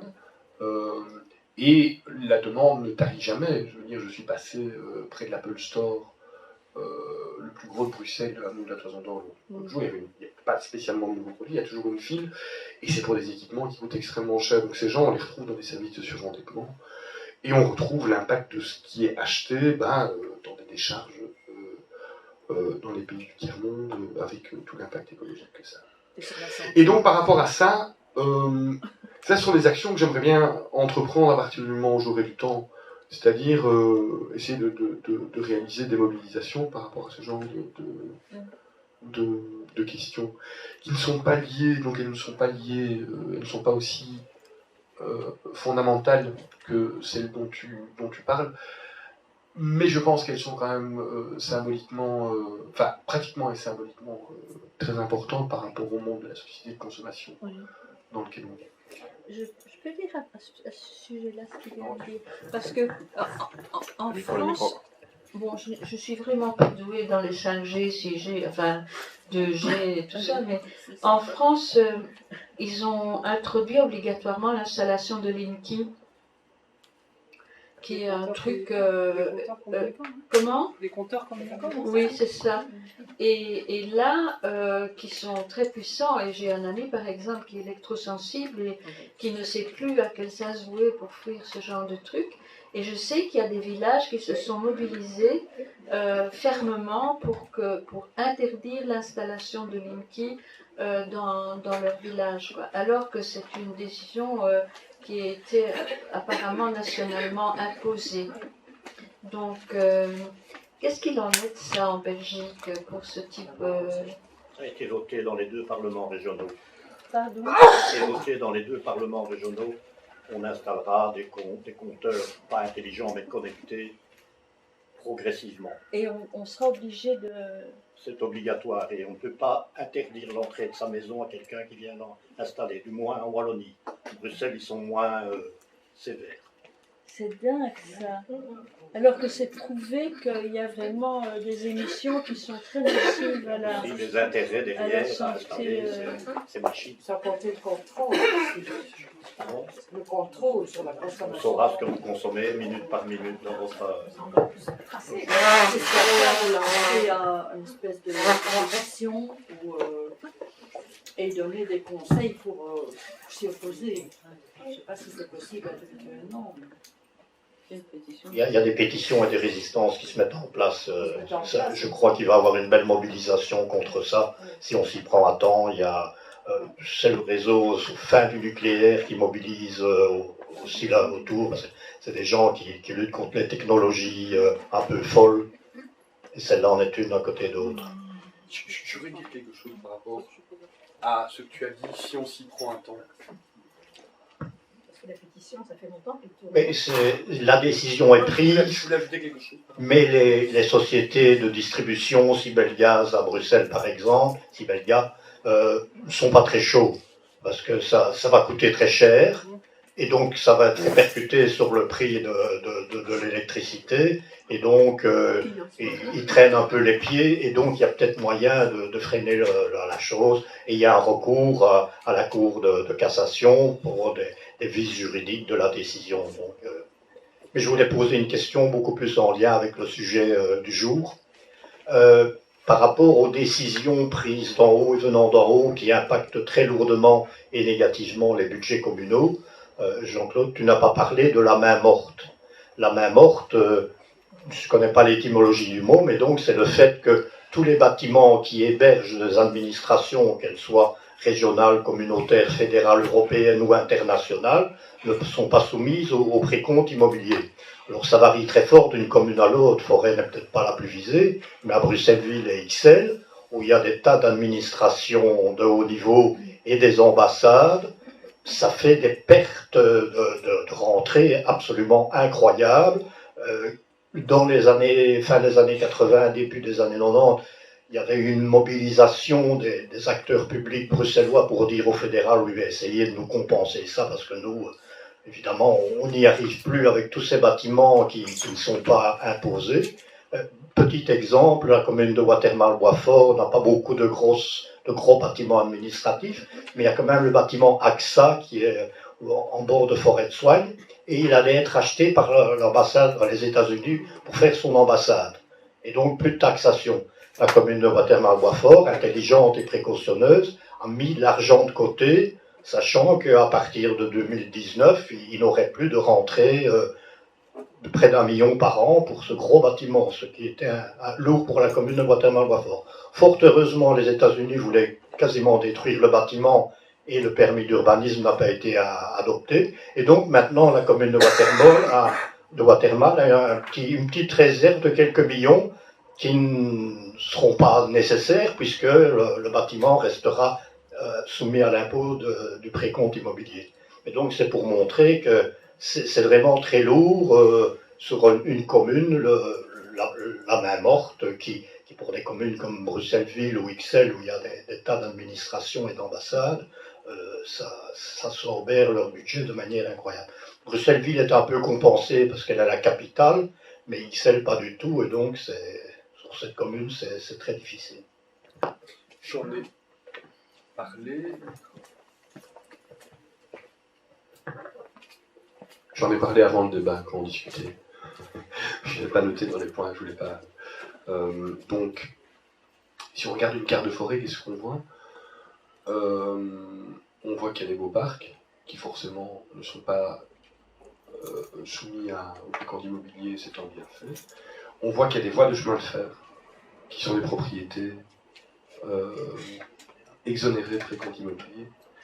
Et on voit qu'il y a 2,4 prisons à Forêt. Je dis 2,4, pourquoi? Parce qu'il y a la prison de Berkendal, la prison des femmes, il y a la prison de Forêt, maison d'arrêt, et il y a 40% de la superficie de la prison dite de Saint-Gilles qui se trouve sur Forêt, donc qui sont concernés par ce que tu dis.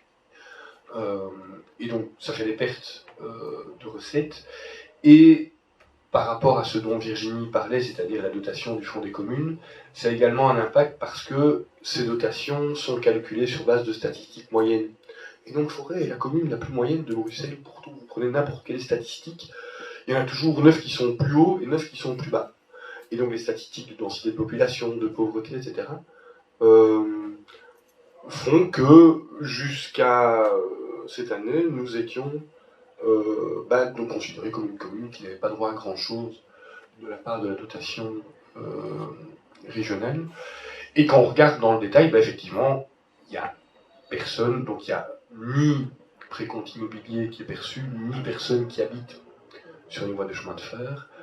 Dans les prisons, ce ne sont pas véritablement des résidents qui ont un statut habituel, etc., etc. Et donc à partir du moment où on commence à tenir compte de ces facteurs-là, on se rend compte que Forêt est une commune où il y a un certain nombre de problèmes qui n'apparaissent pas si on n'y regarde pas de plus près.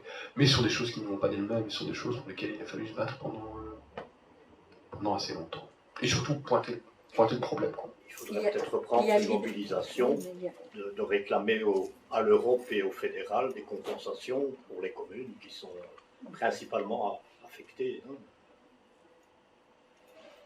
Mais il y a quand même l'ancien château de la maîtresse de Léopold II, là, dans le parc du Den. Ça joue, ça, ou pas? L'île Rassi, l'école... Le cinéma. Alors ça, j'aurais du mal à dire. C'est un château qui appartient à la donation royale.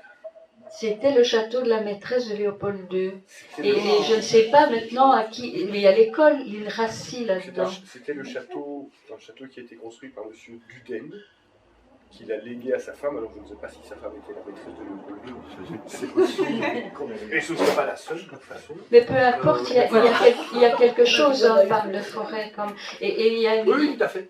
Il y a le gardien, et sur le parc de Forêt, il y a la maison du gardien, il y a la guinguette qui s'installe, là, il y a quand même des choses, donc on ne peut pas dire que c'est le désert absolu. Et alors, qu'est-ce que ça a comme impact sur ce que vous venez de dire précédemment? c'est pas pris en compte. C'est pas pris en compte. D'accord. J'ai une question sur les changements de règles de comptabilité des communes et les CPAS. Est-ce que vous avez plus de détails? Parce que vous avez parlé des amortissements et la possibilité de les faire. Mais il semble que justement sur ce terrain-là, les règles vont changer dans un sens limitatif. Est-ce que vous en savez plus?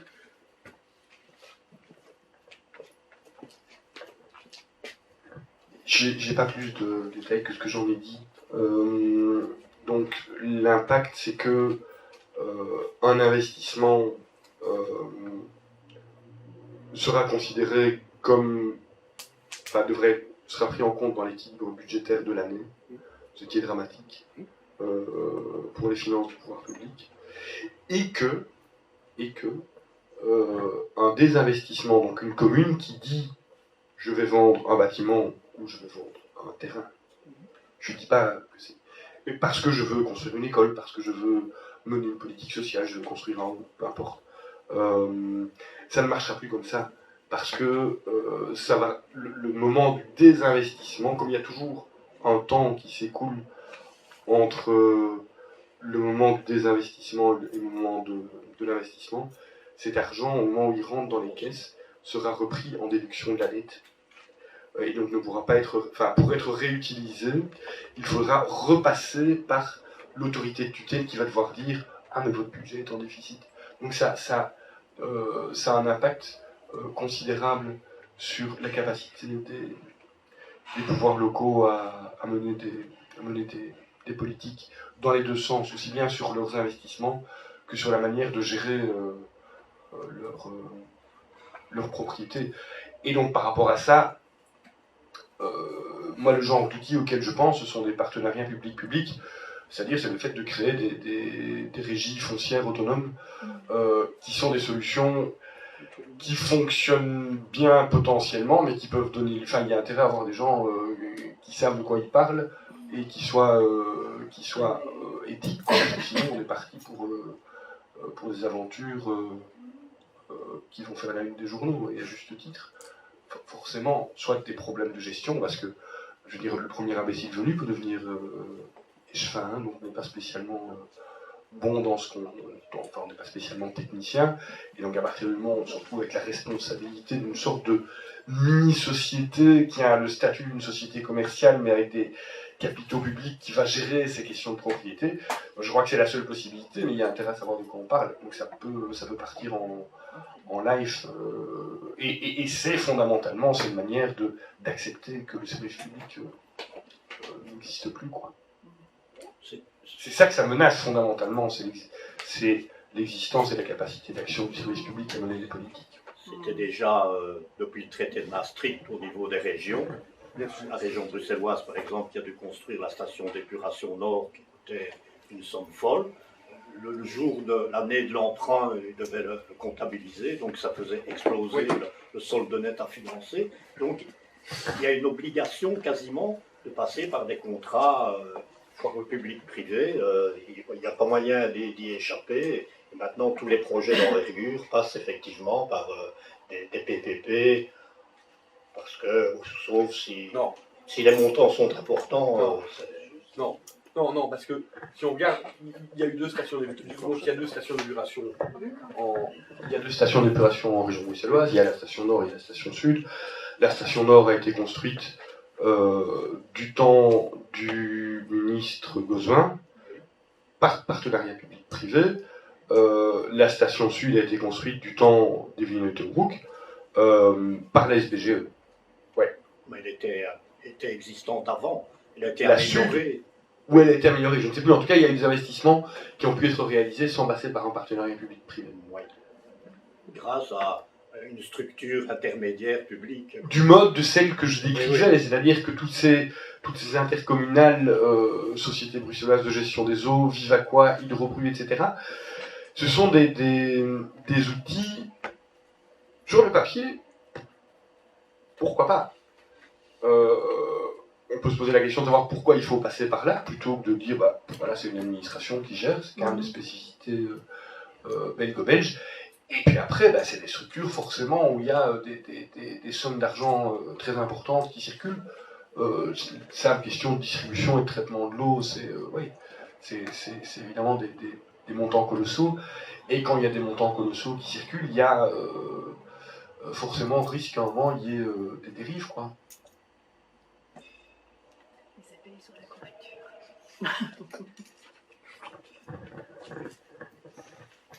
En fait, j'aurais aimé que vous disiez un mot sur les capacités d'emprunt des communes au niveau bancaire, parce que donc, comme vous savez peut-être, ATTAC et le CDTM sont membres de la plateforme Belfius est à nous, donc qui lutte contre la privatisation de Belfius et pour un mandat socialisé de la banque pour qu'elle soit au service des citoyens.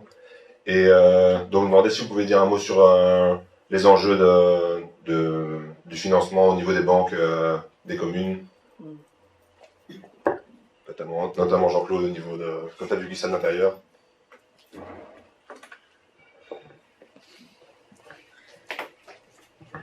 Alors, la privatisation de Belfius, on a déjà eu l'occasion d'en discuter. C'est un enjeu sociétal en soi, hein, comme l'a été la privatisation de Fortis, in illo tempore, il y a 10 ans. Donc c'est une option politique qu'il faut combattre, il faut expliquer pourquoi on la combat.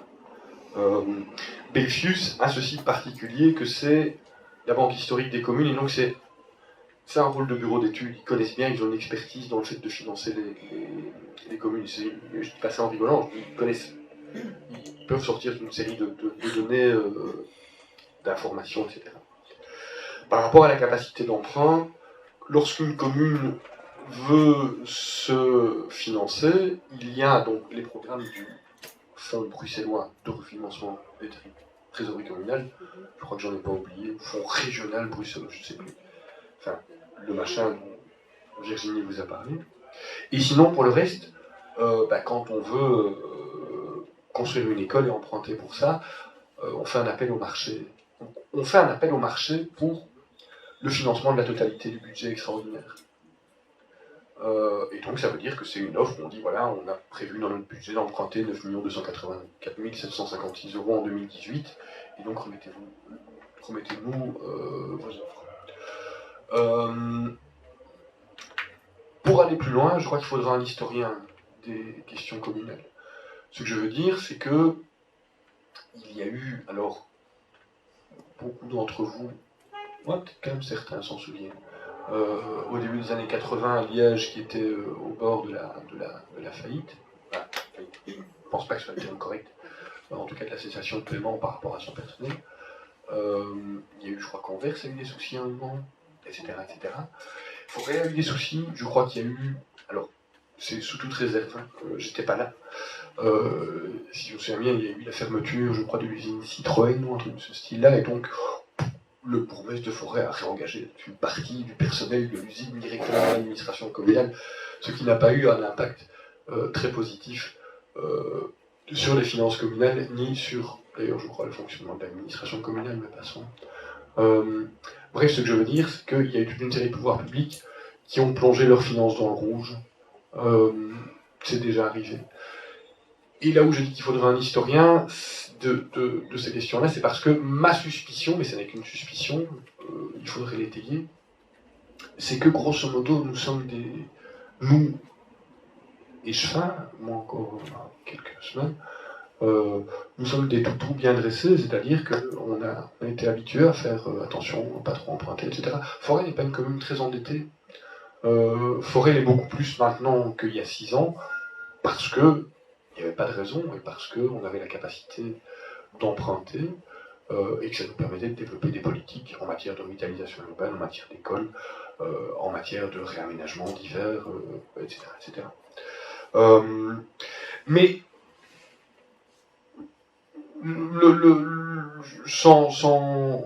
tout en adhérant au discours de Virginie, il n'est pas à l'ordre du jour à l'instant au niveau des communes que je connais. Je ne les connais pas toutes. Mais donc ça veut dire que les taux d'intérêt sont assez bas, où les banques se sucrent, ils se prennent plus ou moins une marge de 1% en général par rapport au taux. 1%, au taux, oui, dans les grandes lignes. Ça, je suis là pour le coup, je suis sûr de mon chiffre. Par rapport au taux Banque Centrale Européenne. Pardon, excusez-moi. Par rapport au taux auquel l'État belge se finance. Et quand je dis 1%, c'est vraiment... Ah oui, mais par rapport au taux auquel l'État belge se finance, ça fait toute la différence. C'est ce qu'on appelle une marge. Oui, mais... C'est ce qu'on appelle une marge. Donc ça veut dire que l'État belge se finance, il y a des taux qui sont définis tous les jours, et donc en fonction des échanges de dettes de l'État belge sur le marché secondaire et de nouvelles émissions. Et les banques soumissionnent en proposant soit un taux fixe, soit une marge par rapport au taux de marché. Et pour l'instant, ça pose pas trop de problèmes, et ça finira forcément par en reposer. Ça finira par en reposer parce que les taux vont monter, ça finira par en reposer parce qu'il y a un moment où il y a des investissements qui ne pourront pas être réalisés. Pour l'instant, nous avons eu ces 6 dernières années, nous avons eu plus de difficultés à engager les investissements qu'à les financer. C'est-à-dire engager, ça veut dire quoi? Ça veut dire qu'on a le budget pour construire une école, mais il faut une administration qui le réalise, il faut des gens compétents, qui fassent les marchés publics, qui travaillent avec des architectes, etc. On est passé, sous la mandature précédente, on était à ce qu'on appelle des taux de réalisation de 40%. Qu'est-ce que ça veut dire? Ça veut dire qu'on budgète 10 millions d'investissements, et on dit, on va faire ça, on va dépenser 10 millions qui vont être amortis, comme j'expliquais, budget extraordinaire, patati patata, et en fin d'année, on regarde, super, on n'a pas dépensé tant que ça. Oui, mais pas dépensé tant que ça veut dire qu'on a dépensé 4 millions en investissement plutôt que 10. C'est absolument pas des mesures d'économie, c'est juste que l'administration communale est infoutue de faire ce qu'elle avait dit qu'elle ferait. Donc c'est une bonne nouvelle budgétairement, c'est une mauvaise nouvelle en termes politiques, ça veut dire que les gosses vont attendre leur crèche, ça veut dire que les politiques sociales vont attendre, etc. etc. Donc pour l'instant on est plus limité par... on est allé, ça fonctionne, on engage à peu près tous les budgets, donc ça veut dire que l'administration roule bien, mais c'est quelque chose qu'il a fallu construire. Si on veut aller plus loin, il faudra engager plus de personnel, ce qu'on n'a pas le droit de faire. Et donc, c'est en ça que je dis qu'on est des petits toutous bien dressés, parce que on pourrait faire beaucoup plus si on avait plus de personnel, si on avait la possibilité de gérer plus d'investissements. Et on ne le fait pas parce qu'on sait très bien qu'on va se faire taper sur les doigts au niveau de notre budget. J'ai sûrement mal compris ce que tu disais. Ce que j'ai entendu, en tout cas, c'est on engage tout le budget. Ouais. Mais on l'engage alors pour d'autres choses que non, ça c'est interdit. Parce que si l'école ne peut pas être construite parce qu'il n'y a pas la compétence dans l'administration. Non, je dis ça maintenant, c'est bon, ça on y arrive. Ça c'est bon. Non, ça c'est malheureux, floqué, ça c'est du détournement de fonds publics, ça c'est extrêmement grave. C'est ce qui me faisait un peu sauter. Non, ça il faut pas du tout faire, ça c'est très dangereux ça. C'est aller en prison pour de mauvaises raisons. Donc, ça veut dire que maintenant on fait un budget, grosso modo, on réalise à peu près tout le budget. Donc ça veut dire qu'on dit on va passer un marché pour faire une école, on va faire un marché pour avoir un entrepreneur, on le fait à l'une ou l'autre exception près. Est-ce que ça veut dire que vous refusez certains projets en disant que l'administration n'a pas la compétence pour le faire? Oui. D'accord. Oui, ça arrive. Non, c'est pas une question de compétence, c'est une question de volume. De volume de travail. De volume de travail. C'est-à-dire qu'on dit, on a 4 architectes, il y a autant de chantiers, un tel prendra tant de temps, un tel prendra tant de temps, un tel prendra tant de temps, mais celui-là, le dernier, ça sert à rien de le budgéter en 2018, parce qu'on sait bien que, de toute façon, il n'y aura personne pour traiter le dossier, donc ça veut dire qu'on se fait du mal. Voilà. Merci. Il y a un petit ralentisseur aussi dans l'exécution des budgets et des projets prévus au niveau des communes. Une commune qui est dans le rouge, elle doit passer à la tutelle, elle doit tourner pendant des mois sur les propositions de budget, et quand on obtient un accord sur un budget communal au mois de novembre ou au mois de décembre, on doit faire un marché pour avoir les entreprises qui feront les chantiers. Il faut attendre 3 mois au minimum. Il y a des délais d'attente dans les marchés, on est déjà l'année suivante et on doit recommencer à la case départ. Si c'est pour rendre les employés fous aussi, ce genre de truc. Décourager, etc. Donc moi je voudrais réagir sur ce que disait Jean-Claude là sur les intérêts. Personnellement je ne suis pas d'accord avec ça. On voit bien que les intérêts ont un impact considérable parce que en fait les banques prêtent, la banque centrale prête aux banques privées à un taux qui est très bas, et ça c'est en fait par le traité de Lisbonne et avant le traité de Maastricht. Donc l'article 123 du traité de Lisbonne qui interdit aux États, au nom de la prétendue indépendance de la banque centrale, qui interdit à la banque centrale à prêter aux États, et donc elle prête aux banques privées. Et le différentiel, il est pas aussi faible que Jean-Claude ne le disait. On est pour l'instant à peu près de l'ordre de 0,25%. Les banques privées prêtent, la banque centrale prête à du 0,25%, et les banques privées reprêtent à du 3-4%. Donc le différentiel est bien plus élevé que ça. Si on regarde au niveau de la dette belge, la dette belge a un stock de 455 milliards d'euros, ce qui représente en gros une année de PIB, un peu plus d'une année de PIB. Il y a les remboursements se montent environ à 45 milliards d'euros par an. Et là-dessus, sur ces 45 milliards, il y a 12-13 milliards qui sont des intérêts. 12-13 milliards, c'est quand même pas négligeable. Et ici, je voulais vous montrer, on a fait là à l'occasion des élections communales, donc avec la plateforme ACID, donc Audit Citoyen de la Dette, on a fait des graphiques qui montrent l'impact des différentes dépenses des villes, et on voit toujours le même schéma. Le premier poste des dépenses, c'est la dette. À Liège, ça représente 95 millions d'euros. Ce qui n'est quand même pas négligeable. Si on regarde d'autres villes, on regarde Verviers, donc là on est de l'ordre de 16 millions pour 8 millions pour la dette. C'est pas le premier poste, mais néanmoins c'est quand même important, c'est dans les premiers postes.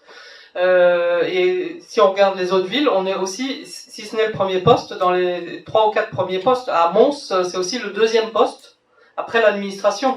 Donc le social vient après, l'urbanisme vient après, etc. Tout ce qui est enseignement, on voit que c'est quand même des budgets très, très réduits. Donc c'est sûr qu'il n'y a pas les réseaux d'enseignement, il n'y a pas que le réseau communal, mais néanmoins on voit que la dette absorbe un montant considérable du budget. Donc, pour rebondir sur ce que vous aviez dit par rapport aux années 80, Liège, Anvers, Forêt, etc. En fait, le CADTM s'est créé suite, pas directement, mais suite à la crise de la dette de Liège. Donc, Éric Toussaint et sa compagne Denise Coman avaient participé donc à la lutte contre la dette de Liège. Et en fait, il faut savoir que cette dette est venue, a explosé suite à la hausse des taux d'intérêt décidés par le gouvernement des États-Unis en octobre 79. C'est ce qui a donné lieu à la crise de la dette au sud. Mais ça a eu aussi un impact dans les pays et au niveau des différents niveaux de pouvoir. Évidemment, à Liège et à Anvers, il y avait plus de dettes que dans d'autres villes, mais la hausse des taux a eu un impact en cascade. Et là, comme on sait que les taux vont remonter, et il y a plein de pays du Sud qui se trouvent dans une phase où la situation est problématique. Ils n'ont pas de problème peut-être pour rembourser actuellement, mais où d'ici 2 ans, la situation sera peut-être plus du tout la même. Même le FMI alerte sur un niveau de dette problématique, puisqu'on est actuellement à 226% du PIB mondial. Donc c'est des niveaux inédits. Donc c'est des nouvelles crises qui se préparent. Et ce qu'on entend dans les médias, c'est toujours la dette publique qui est un problème, comme si les États, ce sont eux qui sont les mauvais gestionnaires. Mais on ne parle pas de la dette privée qui est une bombe à retardement. La dette du secteur financier, la dette des entreprises non financières, c'est une bombe à retardement. Même la dette des ménages, la dette des étudiants aux États-Unis, ça représente 1300 milliards de dollars. Donc c'est autant que la dette publique de tous les pays du Sud. Donc c'est des montants tout à fait considérables. Et il y a une bulle immobilière qui est en gestation en Chine là actuellement. Quand elle va exploser, ça risque d'être encore pire que la crise de 2008. Hein. Donc qu'on soit très clair, je suis totalement atterré par le niveau d'endettement des étudiants américains et par la bulle immobilière. Moi je viens livrer une expérience de terrain. Mon expérience de terrain, c'est que j'ai des amis, j'ai des ennemis, et mes ennemis je les prends un par un. Si je les prends tous ensemble, c'est-à-dire que si je prends la région bruxelloise et la bulle immobilière chinoise, ça va coincer. Donc je viens avec des choses précises. Et donc, la vérité est que le spread pris par les banques est de 1%. La vérité est qu'un taux d'intérêt de 3 ou 4% ne veut rien dire. Le taux d'intérêt à 1 an de l'État belge à la clôture hier était de moins 0,56% à 1 an, de 0,11% à 5 ans. Et je ne connais pas toute la courbe par cœur, il était à 1,4 plus ou moins à 17 ans, etc., etc. Et donc, ce que je veux dire, c'est que dire 3%, 4% ne veut rien dire, ça dépend à quelle échéance on parle. Et donc, nous sommes d'accord sur le fait que ces taux d'intérêt, s'ils remontent, vont poser des problèmes au pouvoir public. Il se trouve que pour l'instant, pour de très mauvaises raisons, qui sont les conséquences de la crise de 2008, et le fait que cette crise est résolue que en lançant des liquidités à la tête des banques, et là on est d'accord à ce niveau-là, à des taux d'intérêt, on va dire proches de zéro, il se trouve que cette crise qui nous massacre d'un côté, elle fait en sorte, elle a pour conséquence, elle a quelques effets indirects qui ne sont pas voulus pour être positifs, mais qui sont que oui, un pouvoir public qui veut se financer maintenant, il n'est pas trop victime de ça pour l'instant. Et ça ne durera pas, et on est bien d'accord, ça ne change rien sur le fait qu'on est opposé à ce mécanisme, et on est opposé à ces effets boule de neige. Je pense que c'est important aussi d'être précis dans ce qu'on dit. 95 millions de dettes dans le budget annuel de Liège, oui, mais pas 95 millions d'intérêts. Hein. C'est voilà, c'est ça. Donc c'est 95 millions, c'est tout compris. Donc non, mais c'est parce que tu es parti du fait que tu as dit c'est pas 1%, il paye 3-4%, et d'ailleurs Liège paye 95 millions par an de dettes, oui, mais je veux dire, je vais pas. Sur l'audit, je suis d'accord.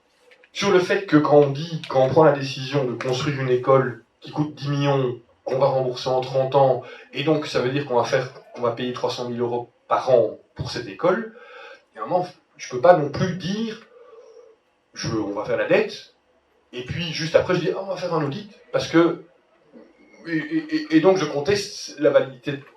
Je veux dire un audit, ça veut dire qu'on regarde ce qui est légitime et ce qui n'est pas légitime. Quand on décide, un collège qui décide de construire une école qui va coûter 10 millions, ne peut pas dire dans la foulée ouais mais les 10 millions que j'emprunte pour construire mon école sont pas légitimes.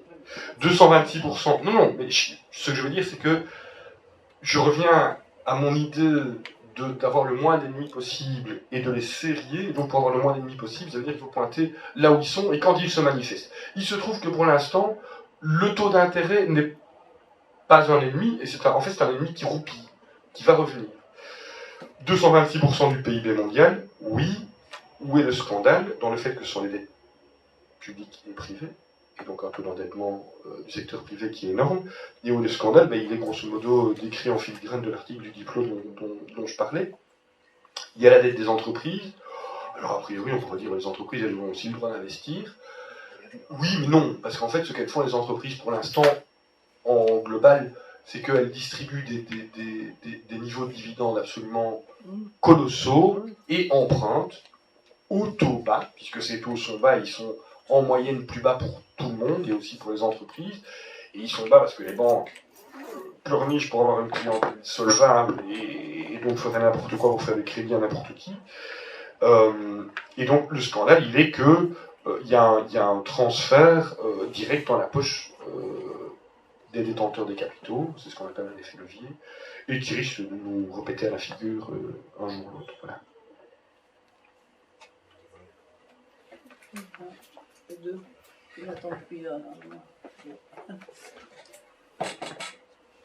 Bonjour, je voulais vous remercier pour la qualité de votre débat. Vous venez de nous démontrer dans la joute oratoire qui s'est passée votre honnêteté, la recherche de la vérité. Je ne sais pas où est la vérité, je découvre votre pays, la Belgique, qui est un pays bien sympathique, où Kafka se bat contre Bureau, enfin je ne sais pas trop. En tout cas, les Belges sont en train de se tirer une balle dans le pied, et j'en suis bien aise, peut-être pour nos voisins français qui vont nous réattaquer, comme ils ont souvent l'ont fait dans l'histoire pour nous phagocyter à nouveau. Ce à quoi je voulais, dans le cadre de la conférence, avancer des éléments nouveaux. J'ai entendu lors d'une autre conférence que grâce à la politique de régionalisation et de communautarisation, les Belges avaient été capables d'accorder à ces dites régions et communautés des pouvoirs sans leur apporter les moyens financiers qui restaient entre les mains du fédéral. Voilà une chose très positive pour arriver à la destruction totale du pays. J'entends ici, lors de cette conférence de grand niveau, qu'on nous signale que les communes sont dans la même situation, qu'il y a une espèce de communalisation par l'intermédiaire de cet argent que le fédéral ne doit donc plus débourser et que par l'intermédiaire des communes, cet argent sera déboursé, argent qu'elle n'a pas d'ailleurs. Je suis assez interpellé parce que j'entends depuis plusieurs jours, alors que les élections auront lieu dimanche, à un niveau inférieur, peut-être diront certains, des élections communales, que certains Belges ont décidé de ne pas aller voter. voilà qui me met bien aise et qui sape encore un peu plus la branche sur laquelle les Belges sont assis et qui facilite le projet, peut-être des Français ou je ne sais pas trop qui, que va devenir la Belgique dans tout ça. Donc on entend dire que les gens ne vont pas aller voter, on entend ici un conférencier qui a l'air fort sympathique et honnête homme, nous signaler qu'il va arrêter sa fonction d'échevin pour laisser la place à je ne sais trop qui, quelques requins de la finance qui vont le remplacer. Alors est-ce qu'il a peut-être l'occasion de nous dire, avec un maximum de pudeur, je l'entends bien entendu ainsi, les raisons qui le poussent à quitter la vie politique. Mais apparemment tout le monde quitte le navire et la Belgique est en train de s'écrouler. Je ne parlerai pas de ce qui se passe du côté d'Anvers et d'autres gabegies, qui se passent dans votre pays. Mais je suis bien aise de l'entendre et je vous dis à bientôt. Ben oui, bien sûr. Il y a une question? Oui, c'est moi aussi. Vous venez d'où, monsieur? De quel autre pays? De Tchéquie même. Ah d'accord, voilà. Des questions peut-être un peu techniques, mais pour ne pas devoir faire des emprunts, la meilleure manière, c'est peut-être d'avoir des recettes propres. Alors, la manière dont les communes peuvent avoir des recettes propres, c'est les deux impôts sur les impôts que Jean-Claude a cités, les additionnels à l'impôt des personnes physiques et l'additionnel au précompte immobilier. Est-ce que vous êtes d'accord que, dans une perspective sociale, il vaudrait mieux diminuer les additionnels à l'impôt des personnes physiques, parce que c'est les revenus du travail qui sont majoritairement taxés là, et donc diminuer, ça libère un peu de la pression sur les travailleurs. Par contre, le précompte immobilier qui va sur les propriétaires peut être augmenté, sauf que, des débats préélectoraux que j'ai entendus, la peur des responsables, c'est les propriétaires occupants, qui sont une majorité de l'électorat, et donc si on augmente le précompte immobilier, ces gens-là vont pas être contents.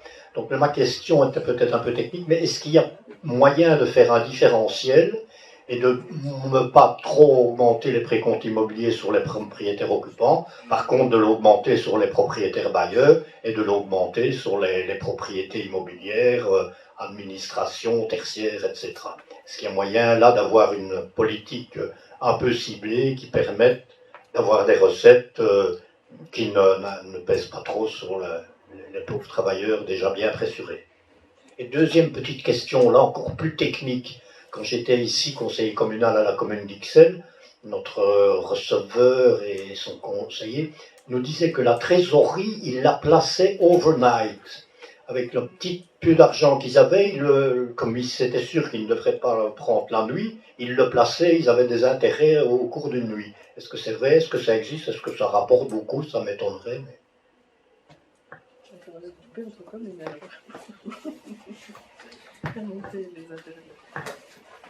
Alors, sur la trésorerie overnight, comme on vient d'en parler, les taux d'intérêt à court terme sont quasi. Maintenant, ça rapporte plus rien.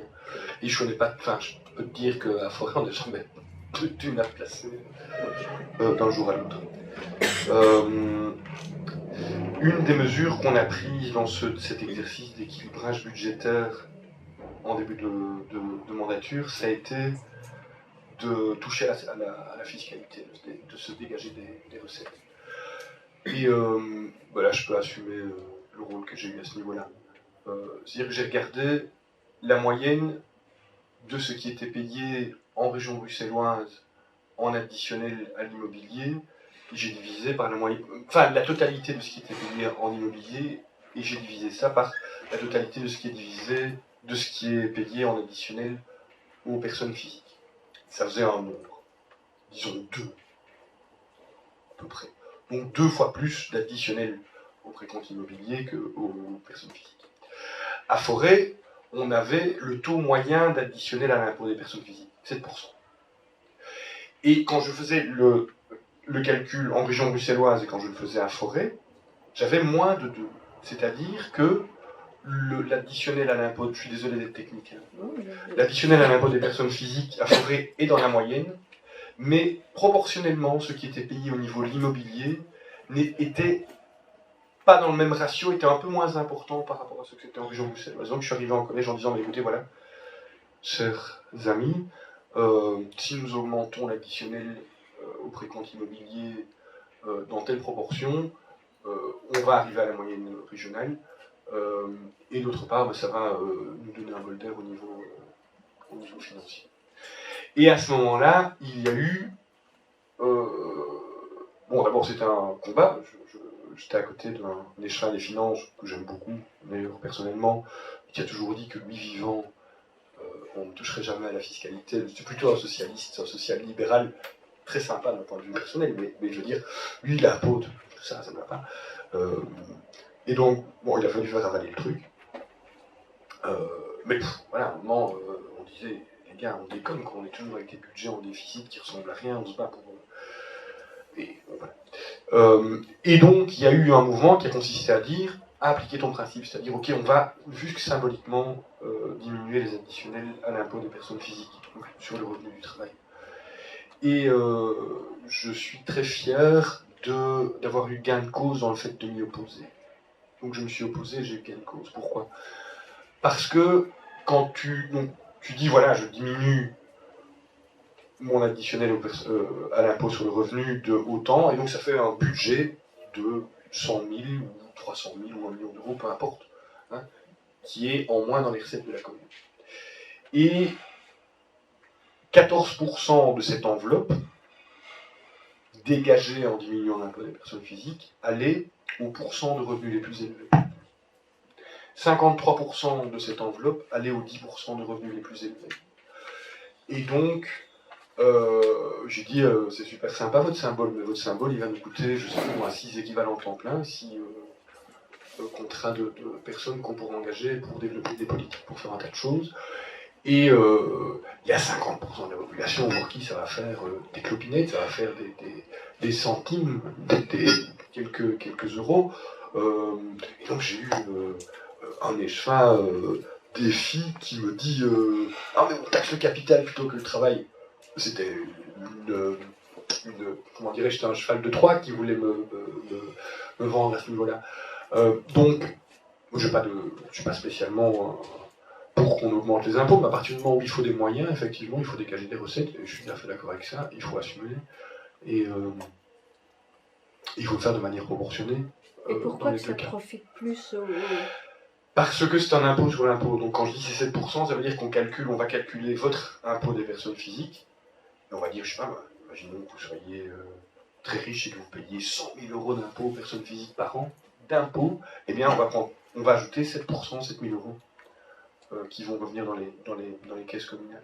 L'impôt est progressif, il n'est pas strictement proportionnel au revenu, et donc ça veut dire que la masse de gens, il y a quand même beaucoup de gens pauvres à Bruxelles qui ne payent pas ou peu d'impôts, même si on paye très tôt des impôts, donc qui en payent très peu, donc ça veut dire quelqu'un qui va payer, mettons, 1 000 euros d'impôts par an, même s'ils sont déduits mensuellement de ses revenus, et même si c'est dur pour lui de lâcher ces 1 000 euros, je n'en discrimine pas, mais ça veut dire que l'additionnel communal, c'est 70 euros.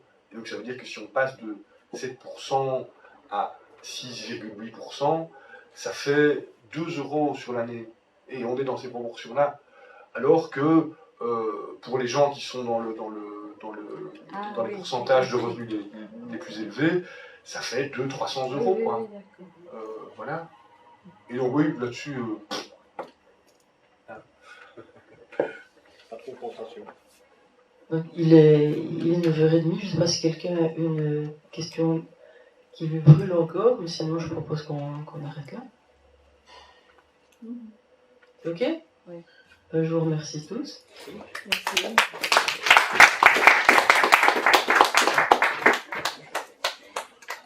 Demain, il y a un débat électoral avec les candidats Excel sur l'avenir du quartier Matangoué. Ça vous intéresse à 19h.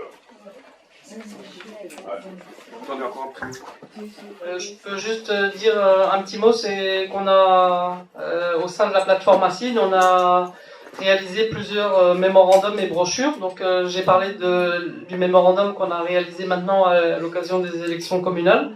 Donc la dette, on en fait quoi ? C'est assez pédagogique. Donc Je n'ai que cet exemplaire-là ce soir, mais il y a moyen d'en disposer si vous souhaitez. Et on en avait déjà fait un en 2014, donc briser le cercle vicieux de la dette et l'austérité, donc à l'occasion des élections de 2014. Le groupe Acide Centre a aussi réalisé une brochure sur l'impact des répercussions des mesures gouvernementales sur les communes. Et enfin, le groupe de Liège, qui est très actif, a fait cette petite brochure, 15 choses que vous devriez savoir sur la dette de Liège. Donc il y a différents supports pédagogiques, mais aussi, je vous ai parlé tout à l'heure d'une pièce de théâtre qui a été faite par le groupe de théâtre des rues, je crois. Je ne sais plus exactement, mais bon, en tout cas, c'est une très bonne pièce de théâtre sur la dette et l'austérité. Ce sont des outils qui sont utiles pour la vulgarisation et pour faire connaître la problématique. Super. Excusez-moi. La dénomination acide, ça remplace le CADTM? Ah, bah, absolument pas, non. Non, absolument pas. ACID, c'est Audit Citoyen de la Dette. On ne travaille que sur la question de la dette belge. Et on s'inscrit dans un réseau plus large, bon, avec le CADTM, mais on s'inscrit aussi dans un réseau plus large qui est le réseau ICANN, International Citizen Audit Network. Donc un réseau où il y a une organisation en France qui est le CAC, le Comité d'audit citoyen, qui est un peu en veille là pour l'instant, mais qui a été très actif et qui a publié un rapport en 2014. Il y a aussi des organisations en Espagne, au Royaume-Uni, etc. La plateforme ICANN est un peu en suspens pour l'instant, un peu en sommeil, mais l'idée ce serait d'essayer de la relancer. On sait que la question de la dette n'est pas prioritaire dans l'agenda pour l'instant, mais elle pourrait bien revenir tout à fait à l'avant de la scène. Donc faire un travail de veille, c'est important. Donc voilà, le CADTM a toute sa raison d'être de continuer sur la dette au sud, mais aussi sur la dette au nord. L'expertise du CADTM, sans le CADTM, on n'aurait jamais pu créer ACID. Hein. Si je peux ajouter quelque chose, ce que tu dis, c'est super important dans l'article que j'ai cité du monde diplomatique. Comment un État peut faire face au marché. Il y a un truc que eux disent et sur lequel je les rejoins tout à fait. On peut évidemment imaginer qu'aujourd'hui nous sommes 20 et que la semaine prochaine nous serons 25, etc. et que dans 10 ans on fera la révolution parce qu'on sera suffisamment nombreux. C'est pas la perspective de l'article. La perspective de l'article, c'est de dire il y a des machins qui vont s'effondrer. Comme il y a 10 ans, le système financier était en mort clinique. Et c'est à ce moment-là qu'il faut être prêt. Il y a 10 ans, on n'était pas prêt. C'est la plus immense défaite de la gauche, c'est qu'il n'y avait plus rien à faire. Il suffisait de ramasser le système et c'était bon. Mais sauf qu'on n'avait aucune force pour le faire. On n'était pas prêt. Et donc, ce que tu dis, même si on n'était pas d'accord sur les taux d'intérêt, on s'en fout complètement ce que tu dis. Le fait de se préparer et le fait d'avoir toute cette expertise et le fait d'être prêt, ben oui, le jour où les taux d'intérêt auront repris 5% dans la vue, ben c'est clair que là il y aura des dégâts, il y aura des communes qui vont se retrouver dans la dèche. C'est exactement ce que l'article dit. Il se base d'ailleurs sur le CAC, sur le travail du CAC et du CADTM. Donc je ne saurais que trop encourager à ça. C'est la demande, le message de la Commission. Juncker dit très souvent « Je souhaite que les États européens développent des économies résilientes ». Donc moi je trouve que cette résilience, ça appelle déjà... c'est clair qu'il y a programmation de crise à venir, quoi. Ouais. Donc vraiment, il faut se préparer, je crois. Ouais. Ok. Merci à tous.